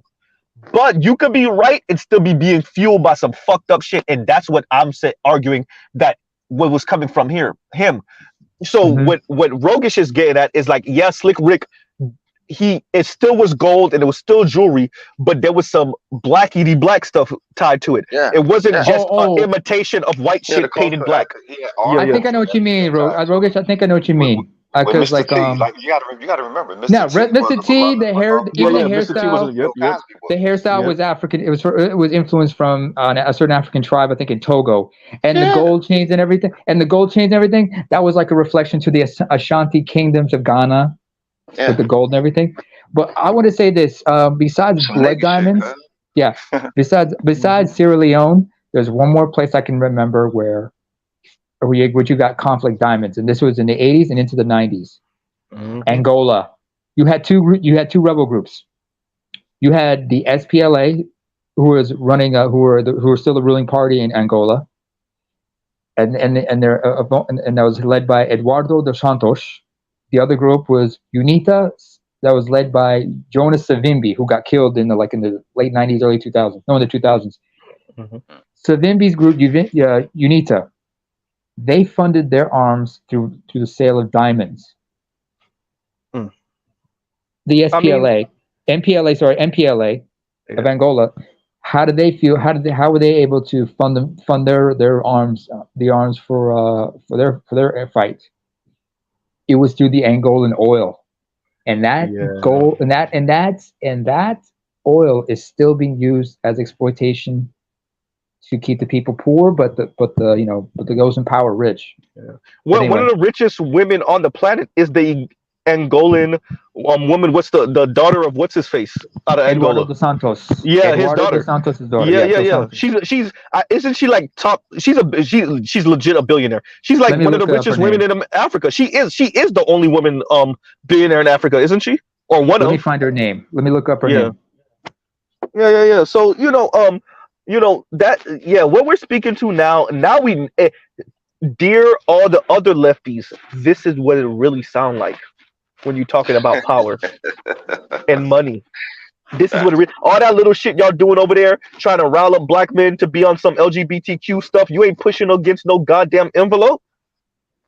You're not challenging power. Go ahead. I said all they got is lo-fi beats and Miss Andrew. You see, bro, that's all y'all got. That and I'm, like I said, I'm over the culture war BS, and y'all ain't talking about this money and power. Y'all claim to be anti-capitalist, but are you really though? Do you really know what it looked like? The first one to call black men broke though, but you anti-capitalist. You see what I'm saying? Excuse me, Z. Go ahead. Z. Sorry, Z. By the way, the president, his real name was José Eduardo dos Santos. His daughter's name is Isabel dos Santos. How much is she worth again? It says here her net worth exceeds $2 billion, over $2 billion. Like I said. She owes $340 million. No, she owes $340 million to Portuguese company PT Ventures, but she has as of 2021. It's been 2 years since she's had her assets in Angola, Portugal, Netherlands, frozen and shit. Yeah, probably some corruption shit. But you think that's corrupt? You should see the ruling family in Equatorial Guinea. Those guys, the vice president, who's the president's son. Shit, that motherfucker's had some assets in frozen because he's wanted in France and some shit like that. But that dude, if you ever see his exuberance, it's insane. And I get it. I get it. Like I said, and I extend some grace for the fear. Like, I know where Rogish is coming from, but I get these Look, man, these people living nice lives. I get it. Look at Kim Foster, right? She living her nice ass life. She getting piped down by some nigga now, so she good, right? She can afford her expensive ass makeup. Her hair is looking laid now. You know what I'm saying? I get it. Continue the cultural bullshit against black men. Occasionally mention anti-capitalist, patriarchal, blah blah blah, homophobic, transphobic, whatever that you don't really mean or stand on. And make your coins and get your little hundreds of thousands of dollars a year without challenging white supremacy for real, right? Because they know if they challenge the actual, because they know if they challenge it, what's going to happen? They're going to be made an example. Like I said, something going bad going to happen to them. I mean, it's like the modern day. So you ain't got to acknowledge it's against the party. You don't have to acknowledge it's against the party. I mean, they might acknowledge it tacitly, but they won't direct their energy towards the gangsters for real, the real gangsters. They're gonna acknowledge their energy towards the petty ass street criminal, which in this case would be black men, and they'll chastise you about and they'll ignore the environment, but they ain't going after them rich white boys, bro. They ain't going after them. We're no problem with that whatsoever. But the thing is, the storefront is tacky as fuck, and if you're going to partake of a quality illusion, at least charge them with a better storefront. You know what I'm saying? Because you know what I mean? That's the only thing. If they can have their stance for how they have their stance, but the moment that you would tell me that it don't look like they killed somebody in there because that piece of paper came down wrong, and you're not supposed to see what's going on in the store and shit. It's like you walk past, like, come on, you know. Let me get this out real quick, you guys. So one of these is gonna happen first. On the East Coast, it's 12:37. So I'm trying to get out of here by 1 o'clock, and my battery life is at 35%. So one of these is happening first. Y'all figure it out. But go ahead. I think Go ahead, and then we'll get Snake Man because Snake Man just got up. And go ahead. All right. Oh, Snake Man, guten Tag. But by the way, I'm just looking. Lion, were you trying to say something earlier too? Yeah, but I had Well, go ahead. Go. Let Namor say what you got to say. Okay, Namor, go ahead, and then we'll let Snake Man. Give me a second. Namor, go ahead. Then we get Lion. Then we'll get Snake Man. Go ahead. All right. Yeah, I'm just looking up this Isabel dos Santos character, right? And you want to talk about a lot of things. This chick is the product of swirling herself. Her father was a late president of Angola who died last year, Eduardo dos Santos. Yep. His wife was Russian, Tatiana Kukanova. And she was born and this one was born in Baku, Azerbaijan. She was married to a man named Sindika Dokolo. He was the son of a Congolese billionaire from Kinshasa. But this dude's mother was Danish, and they got 3 kids. But he died in 2020 in some kind of diving accident in Dubai.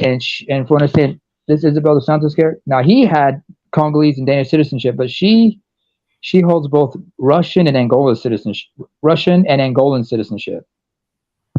Something to think about. These people, the mixed chick got the motherfucking bag. And the difference between this and Daughters of the Trade is what now?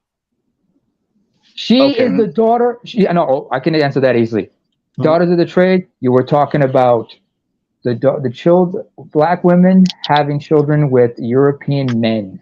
But these 2 people I mentioned right now, this couple, especially the husband, but his daughters, these are the children of African fathers from European mothers. No, I hear you. No, I hear you. But effectively, what's the difference?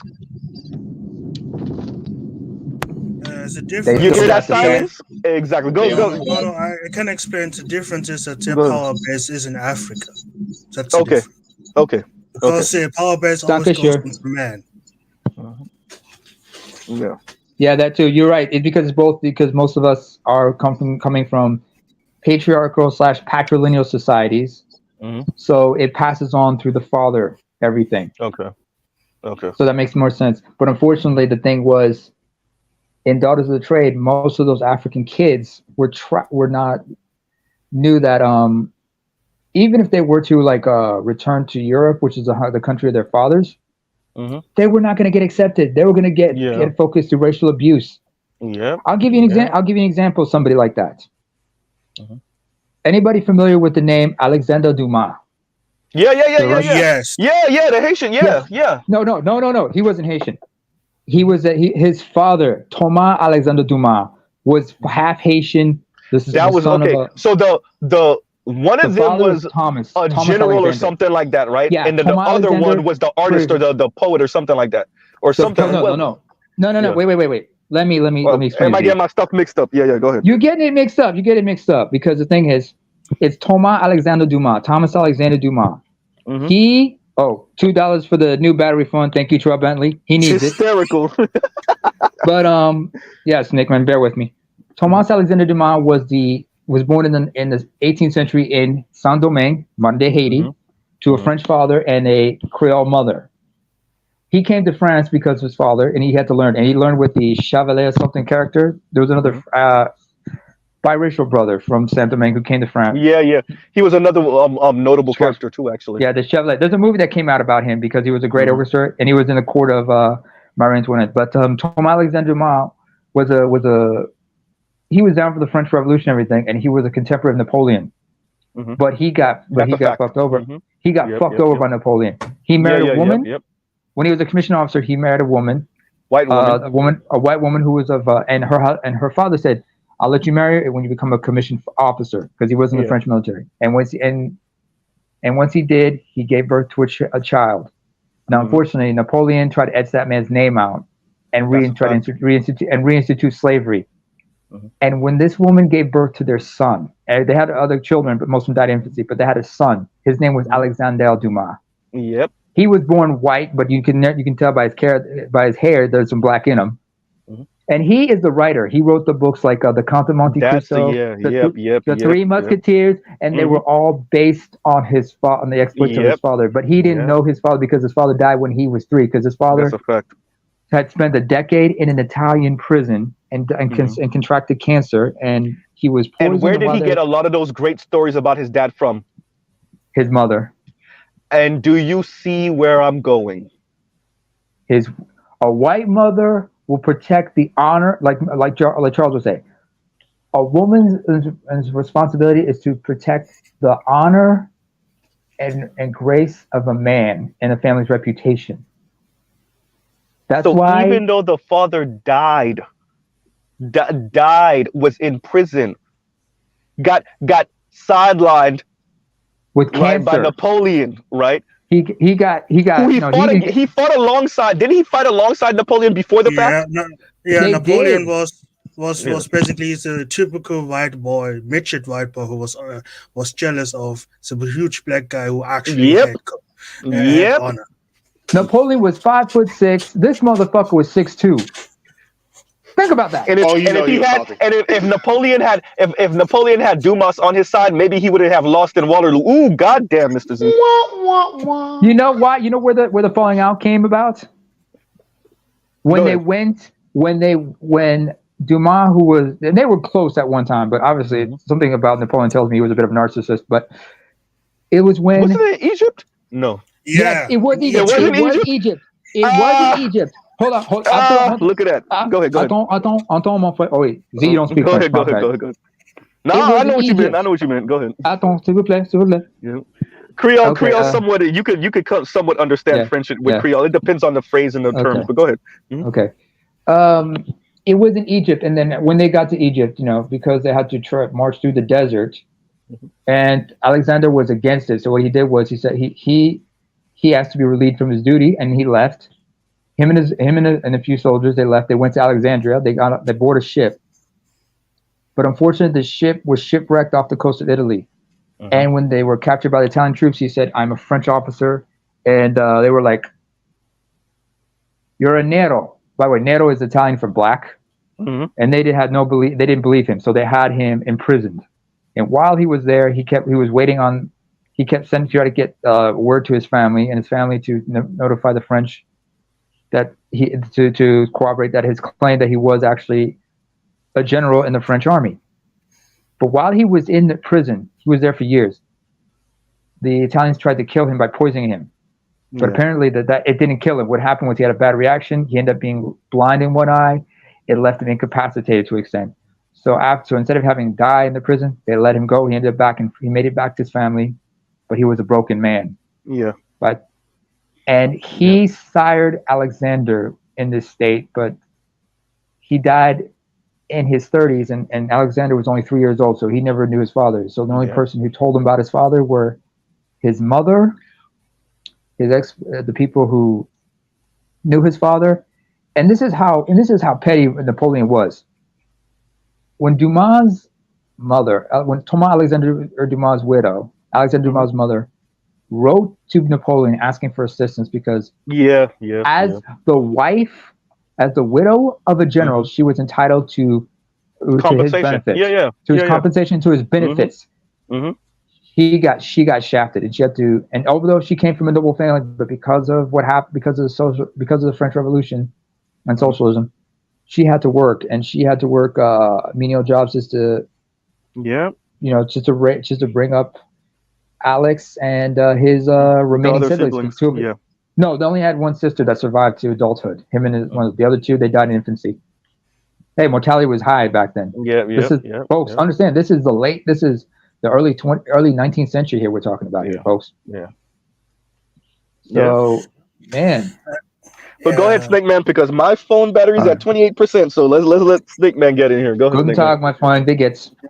I just wanted to say, because you were talking about basically the entire situation with the betrayal and how the political system is and how they use the political system, and that they maybe get mad because of the passport rules. And I always think to myself, like you basically talked about some points. I always think to myself, on a global stage, and I always try to remind that on a global stage, do black women know that they don't look good? Like when you talk about how when black men travels, that other people see them as good. Do you actually listen to black women when they travel? What happened to them? I don't think they know or care, Snake Man. I don't think they really appreciate the way the outside of America, the way the Western world works, because they're too busy. You're talking about the same people that will literally turn around and throw the omniscient Asians in black men's faces in America, or white folks overseas, or Arabs. These people protect their women. These people, and they don't know that somewhere in India right now is some chick that just turned down a dude and she just got thrown acid in her face. Like they don't know or care what's going on overseas. They just use what they think and feel is going overseas to throw in black men's faces. They don't know that somewhere in Japan right now, some young lady is being groped on a train. They don't know that. They don't care. You see what I'm saying? Like that. So that it's. Yeah, but I know what you're saying, but I don't think they know or care. Yeah, but for me, it sounds like basically put all the cards into the American dream. Yeah. If you catch my drift. Well, for them, that's America, what they gotta do. Yeah, because it sounds like without America, there's nothing. Yeah. There's no plan B, C, nothing. And that is, but at the same time, when I hear that and I hear loyalty, I think to myself, loyal to what? I will say this: from what I'm seeing from these content creators across the both feminism and more materialistic side of it, all of them it seems like are preparing their followers and subscribers for a lifetime of being single and lonely, and to be content with that. They're not saying it outright the way I'm saying it, but that's what you can infer from that. Like, be happy with yourself, find inner peace, right? Don't go chasing after this. And it's all this like weird backwards way of pretty much saying, yeah, we're about to be some single, lonely, miserable people, and I just want you to find peace and happiness with yourself. Which, by the way, in a vacuum, that's a good thing to teach people, but y'all not teaching them that just for that. Y'all are teaching them that because you know about the Morgan Stanley report. That's why. They're the Israelites in the wilderness. Yeah, Mr. Z, think about it this way. What these women are basically doing is they understand that everything has become commodified. Emotional attachment, intimacy, all of this. Oh, that's by the way, Yep. Oh, Mr. Z telling himself Japanese women getting groped on. Actually, yeah, that does happen in parts of India. Like what happened to that one Indian woman, and they talked about how she died of her wounds because she was. There was a white girl in 2013 that got like ganged on a train by like 30. Yep. And that's But a sad again, story. black men are the monsters of the world. Man. Yeah, but they don't, bro. When I say they don't Or know, Swiss couple they when just they were biking through talking. India. But anyway, Right. what I was trying to say, what I wanted to say was, what they're doing right now is trying to, because everything has become commercialized. Everything's been commodified. Intimacy, friendships, connection, all this. Why do you think you have something called the cuddle cafe? Why do you think you have cuddle cafes? Cuddle cafe in Japan. Yep. Oh, in Canada too. You got plenty in Canada. You got plenty in Canada. In Ontario? Nigga. In Ontario. It's a down bad pandemic out here. It's a down bad pandemic out here. Oh, you know what? I got to say something right now. There's, as far as black women go, there's a saying among my people. I'm gonna phrase it in my mother tongue, but I'm gonna translate it in English.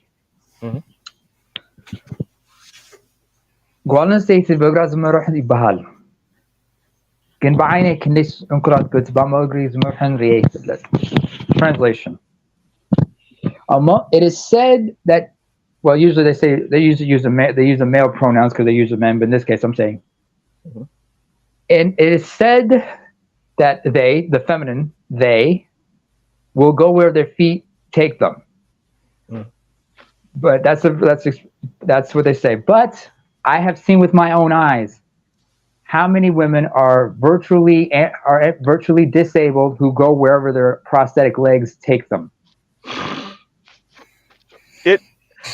I think a lot of it is escapism. I think a lot of this is the struggle of earning only 35 grand a year, 30 grand a year, 25, or look at this maybe way, even 40. Real quick. And I think we were all sold as young Xers, millennials, Gen Z, meritocracy to the umpteenth degree, right? Meritocracy, rely on yourself, solo, dolo, all this other stuff. And I think we're all coming to the realization of how hollow that was, right? And all and you were doing this all so you could have nice shit. That's all it was. It wasn't no greater concepts of community or society or any of that, any sort of selflessness. It was all some selfish endeavor. And now, what is consumerism? When you think about it, there you go. Yeah. Because what I'm trying to say when I said everything's been commodified, this is consumerism. Because what is it about consumerism? And I remember a certain MGTOW channel they talked about it. They say they don't want your happiness. They need you to feel empty and inadequate, and try to help you and try to convince you to satiate satiate it with a product or whatever. And these women, like they said, they're trying to convince women. They're trying to, like Pod Piper's convincing these women to follow this destructive rules. Let's because make sure we tell everybody. If I'm not happy. Oh, sorry. No, my apologies. But let's make sure we tell everybody commodification is literally just pretty much putting a price tag on everything. It's literally just saying everything and everyone has a price tag, and every relationship is somehow you can financialize that. Yeah, transactional. You can financialize that. The thing about that, though, I want to say exactly right. The thing about that, what you just said right there, everything has a price tag, especially when it comes to these women. I just went back watching Kevin's show, one of his last shows, when he was talking about the price of submission, and he was like, "How much does it cost you for your submission?" Not one of these chicks could give a actual dollar amount. Not one of them. Wait. Say that again, Lon, because I missed that. So you went to Kevin was doing. Go ahead. I went back to Kevin Samuels, one of his old shows. It was like pretty much one of those shows before we lost him. And he was talking about the price of submission. He was asking these chicks, how much. He was like, "How much does it cost for your submission?" And not one woman. I sat through that whole show. Not one woman could give a precise dollar amount. Because they don't want it. They want you for free. They want you to take them for free. I think it's more than that. They can't do what's not in them. Wait, let Line land because he was going to say something. Go ahead. But I think it's more than that. They couldn't give a dollar amount because they know good and damn well how men get. So when we start inspecting you, like a car, and then we actually get to see, like, oh, hold on, your tires are slashed. Cost benefit analysis. Like, yes, we start looking. We're like, hold on, and ROI, return on investment. Your tires slashed. I hear the belt stuttering. What the hell's going on with this window? Exactly. Your booty lopsided. This is not 300K. What you talking about? Right. 100K. 100K. Stop it. This is 45. There's a there's a YouTube short I remember, and I gotta find it somehow. Because we're talking about those whole everything being commodified and everything. And since we brought up, just to bring it back to diamond rings and everything.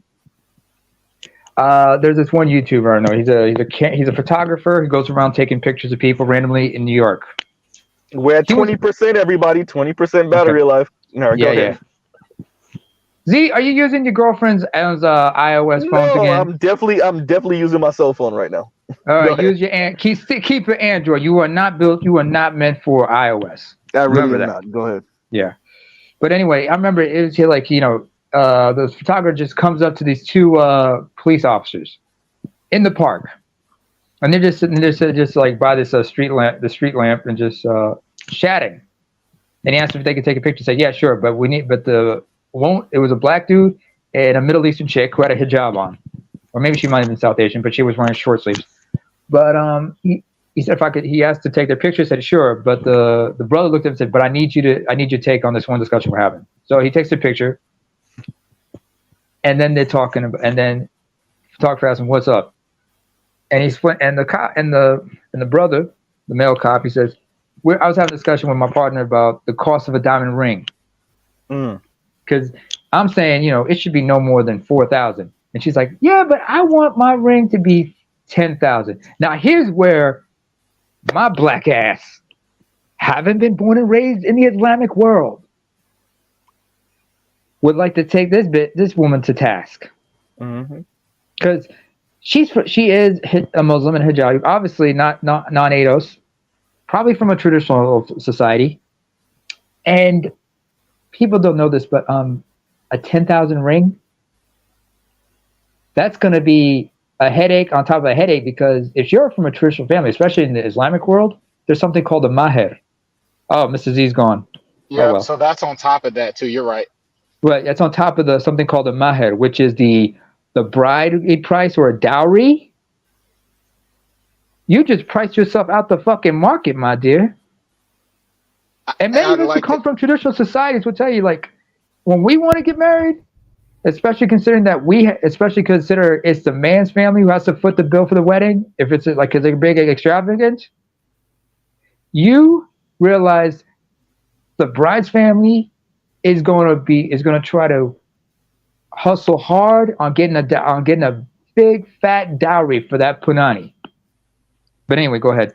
I just wanted to come in here real quick. I just want everybody to know that if you decide to come to the Muslim side of the game, you can knock that out immediately, because it's against the sunnah to have a wedding that expensive.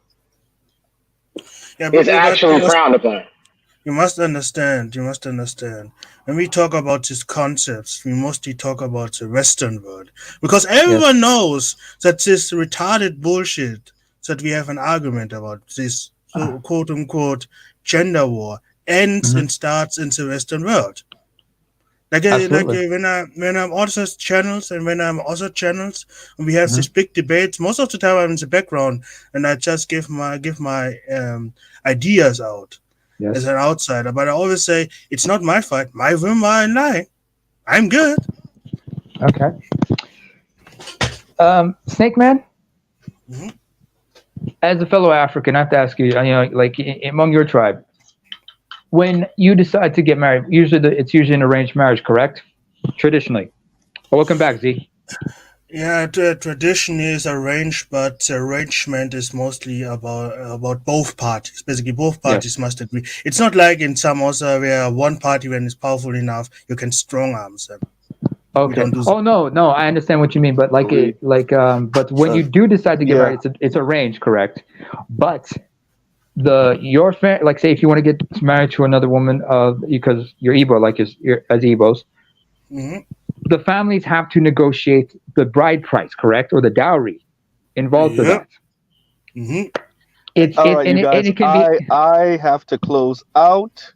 Because my phone is about to, I don't know what's going on. I know I'm bringing people in. I don't know why. Thank you, Big Cat, for the $2. Yes, diamonds are severely overpriced. Hell, Shout out to the Blood beer Diamond. recording diamonds. In Blood Man, Mr. Diamond, he C. explained it. Go ahead, Snake Man. Go ahead, Snake Man. Mr. Z, why do you use the new Obama phone? And if I told you, because I paid a cell phone for me and my mom and my younger sister, and that cell phone don't ever be less than like $280 something. So that cell phone price. So like I'm with Snake Man. The service is damn near Obama phone level, but the price is definitely not because I'm paying. Right? See, I just realized something. And you're gonna hate me for this. Fuck the if you're gonna marry your girl, all I can say is fuck the diamond ring. How much you gonna be spending on getting dance lessons? Because we know you can't dance. I got 2 left feet. I really am the one Haitian person on planet Earth with 2 left feet. So low key, I hope she's not listening right now, but I definitely had plans to go get, and not really. I mean, I have my dad, and my dad has rhythm. Like my dad knows how to dance. It's me. I don't know what happened to me, but it should skip me because all my cousins, mine is like 2. It's a couple of us that got 2 left feet. But for the most part, everybody else got rhythm. I don't know what happened to me. My sisters got rhythm. Hey, like I don't know. How long So you my dad'll want? just get me right. My dad'll just because yeah. Z is gonna be like Big Shaq from the UK, that comedian. He's instead of saying man not hard, he's gonna be like man don't dance. I said man don't dance. So we'll definitely figure it out. And yeah, man. So like yeah, we'll definitely figure it out. Okay, closing statements, everyone. Closing statements. I'll be last. I know. 18th letter just got out. He was like, "Damn, closing statements." But yeah, closing because I am literally at because of restarting my phone. Definitely lowered my phone battery, so we at like 12% right now. So no, but it's hot, so it won't unplug. Like when you plug it, it'll just flash the battery light, so it won't take the charge. I'll go with I'll go with a closing statement and I'm gonna get off. But I was thinking back to this whole I had an epiphany about this whole corny trope. And I was thinking about it. I was like, well, we can all agree that women don't want a man who's feminine like them, not short like them, not when it comes to money, they don't want them making the same income as them. They want to make more. So could it also possibly be that they don't want someone who's corny like them? Yeah. Well, the question, and this is just a rhetorical question. Y'all all just think about this, no answers. But also, they want someone that's not as corny as them. And when we talk about that, and we talk about social awkwardness and who's truly socially awkward, and I'm getting this from the brother, the Roger Report, because he said this, and I was like, that's true as hell. Who's really the socially awkward ones? And going to what Line said, and who's also the corny ones? Women really are socially awkward. That's the truth. They really are. Women are socially awkward. And because men tend to be the ones to pursue, and tend to be the ones to have these type of careers and jobs that force them to open up, they have. You can be as socially awkward as you want to be. As an adult, you're pretty much forced not to be, unless you have the XX chromosome, right? Okay. Well, that's it for me for that. Who else? Next. Come on, yo. Look, battery's going to crap. Yo, all right, thank you, and thank you for the Cash App line. No problem. Next. No, I just wanted to say, Mr. Z, please get a better phone. Have a good day. Have a good day. And to the corny argument, like I said, most women throughout history never liked the man, personally, the personality of great men. They just liked the achievement. So if a woman calls you corny, that means you're actually doing something good, collectively, universally. That's a fact. I just got a 10% warning, y'all. Next. All right, let me go real quick. Thank you. Thank you for inviting me up, Z. I appreciate it. It's always refreshing to see like another actual black leftist in the space. You see what I'm saying? Oh man. Niggas be like, oh, y'all can't critique, y'all over there, y'all down with the whole rainbow stuff, and they try to make it a project. I'm like, I don't care what other people do with their genitalia, but what you're not gonna do is tell me what I do with mine, or try to push that on my kids. That part too. Exactly. Wear a condom, motherfucker. right? Exactly. And just again, I just want to appreciation to everybody on the panel and in the chat. Mhm. It's always great to have these spaces where Black men can congregate and actually speak what's on our Mhm. minds. So Mhm. y'all have a great day. And Alan, I'll probably, you just gave me an idea to do another lefty panel because Art New Style did one, and I might want it so that people could actually hear what sane lefties sound like, because we had it when it was me, DC, and a couple of other brothers on Art New Style channel. Maybe like this was like maybe 5-6 months ago or something like that, maybe 7 months ago. And I want to do another one on my channel so we can show people like, yeah, we on the left. But we don't sound like some of the people y'all trying to put us in the same boat with. We don't think like them Negroes over there. Them Negroes on something else. That was some white worship thing, and we ain't on the white worship thing over here, right? And then stuff like that. Okay, all right, next. All right, Alan, thank you for coming up. Okay, Absolutely. I think I'll just go ahead and say something really quickly. Be on the lookout for my email, Mr. Z. I gotta send it to you, brother. And yeah, once again, man, I'm just joining in, but thank you for allowing me up here, man, and thank you for creating the content that you create, because it's something that we're gonna have to severely analyze within the next 10 years or so, and not just what we talked about with the women, but everything that you said, from the economy to what's going on, to what's going on in the government, what's going on in the government of other countries, and various things like that. That's going to have a ripple effect to what happens here in the United States. And also, once again, one thing you said in previous videos with Yanni, one thing you can say about Chrissy used that marketing degree, doesn't she? She know how to use that marketing. She know. Hey, you ain't that. Hey, I'm gonna call her the Muhammad Ali, or the not even. I'm gonna call her the Mayweather of this goddamn conversation, because boy, hey, Chrissy could slip. The second she smell like something gonna go left or right, she be slipping them punches, bro. Absolutely. Boy, she could slip a punch. You can tell she thinks ahead. She thinks, that's why I said she's one of the most dangerous, because I was there with Chrissy from the beginning. We was there when she's practically responsible for the separation in the for the biracial community, creating their own sector and all of this up. Then she switched to Black men were colorists on every damn turn. Then she switched to Black men were evil on every damn turn. Then she dipped in and out of divestment, and she was supporting the lifestyle divestment, branding, all this shit. all of that. And but when she realized the divestors start talking some even though she insinuated the neo-Nazi shit, when she realized they started talking some neo-Nazi stuff, then she wanted to try to step back, and then she wanted to think ahead and let me go at the divestors so that way they can't say that I was a part of it later on. Like she's that's why I say she's one of the most, she's the most dangerous, because she hasn't, on top of that, she hasn't shown her face. And and when it gets too hot, she ducks in and out of it. She deletes content. Chameleon.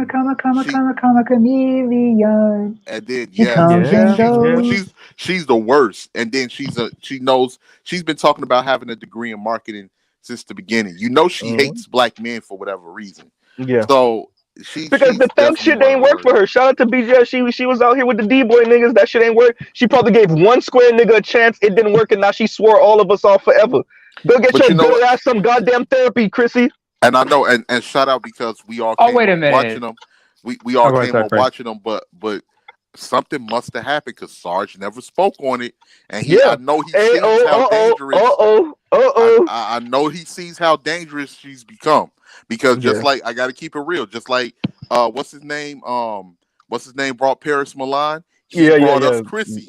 He brought us Chrissy. So I'm Sarge, what's up, brother? If you're watching, because we never see him speak, and her message has become one of the most dangerous. I think Sarge, I think he gets it, and I think he stays out the way of that, because like you said, it's one thing to have this space and speak the way you do, and then realize you let one of the most toxic people into the conversation, right? So I think there might be a bit of like guilt there, maybe, or at least shame, right? And I get it, and I'm not regret. I don't fault him as much as regret. I don't fault him as much as I do Dr. Boyce Watkins, because Dr. Boyce Watkins did that shit like 2-3 times. Right, like damn, they're 3. and like Sarge Willie Pete, he didn't do this shit for the money. He brought Chrissy in because he thought she could be like a female voice of reason, and she turned bad on his ass. Dr. Boyce Watkins, on the other hand, he do that shit for the money and he don't care. Like if the shit go left, it go left, and the rest of us just got to deal with these Paris and Cynthia G and Michi X fucking people, right? Like that's and okay, all right. Next. 18 letter next. Okay, we about to close out. Chaos, man. AL, nothing. I'm done. All right. Yeah. All right. I'll just keep it short and sweet. Thank you so much. Thank you so much for letting me up. I think it's important to keep everything in perspective. The numbers show what the reality is, and it's just a simple case of, how long some folks are going to try to keep outrunning reality, because it's going to catch them sometime. No, they're going to run right into the wall. They're going to run into the wall, better you. They're going to run into the wall. They're going to run until they run right off the cliff. They're even going to try to stop and not run off the cliff. They're going to run right off the damn cliff. We're all, everybody on this panel right now, minus AL. Oh, AL already dropped off. Minus AL, we're all in our 30s. I think Name is the oldest of us. I'm 40. Our 30s and 20s. So 40. 40 is the oldest person on the panel right now. And that to me speaks to, if we are given another 20 plus, hopefully 30 plus years, right? Hopefully all of us get at least 30 plus years, 40 years on this planet. We're going to get to see how right and how wrong these people are.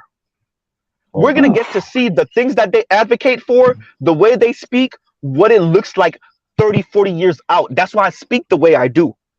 That's why I always bring it right back to white supremacy. I always bring up how these people are using the tools. I always bring up them advocating for these women to be single, lonely, and miserable, so that when we look out in the next few decades, like I said, we could point to the little girls and see, you see your aunt? Hey. We were trying to tell her to write 40 years ago. She wasn't trying to listen to us. That's why she's the way she is now. When Go ahead. When do you think some of these women are going to confront these content creators about the Never. Occasionally they do in the comments. Occasionally one or two. When I read through the comments, one or two of them will say something going against the grain, but it's still not aggressive, and let me say this. Fuck it. Let me say it. And excuse my language. Most of the people listening to them, for the most part, are not even true believers. It's a form of entertainment. It's a fucked up, toxic form of entertainment. Yeah, that's true. Right? But it's just entertainment. They're listening to Chrissy just as a form of they're bored losers. Yeah. They're listening to Chrissy and Yanni and Paris out of entertainment. Go ahead. You know who I'm surprised that her channel didn't get shut down was DZ. Her channel should have been shut down. Her channel should have been shut down. That's like serious hate speech, and she has over 10,000 subscribers. Oh, okay, y'all. We down to 5%. All right, y'all. Okay. We gonna close it down. Y'all have a great rest of y'all day. Love, peace, and chicken grease. Go check out other Black Manosphere content, other non-Manosphere content. So y'all don't be sounding like these people that don't know what's going on in the world, or they do know what's going on in the world and they don't care, and they're still using their BS rhetoric against Black men, which is even worse if they didn't know, or even worse than if they didn't know. And on that note, we will close out. Y'all have a great rest of y'all day. Mankind dance. Fuck it. Hey, we'll do it live. Fuck it, we'll do it live. And that's a Bill O'Reilly reference for all of y'all. when he used to work for Insider Edition. Well, it's when he was with Insider Edition, right? I know. Fuck it, we'll do it live. Better you. Damn you and your V vitiligo. I want my melanin back. Right. I want my skin tone back, nigga.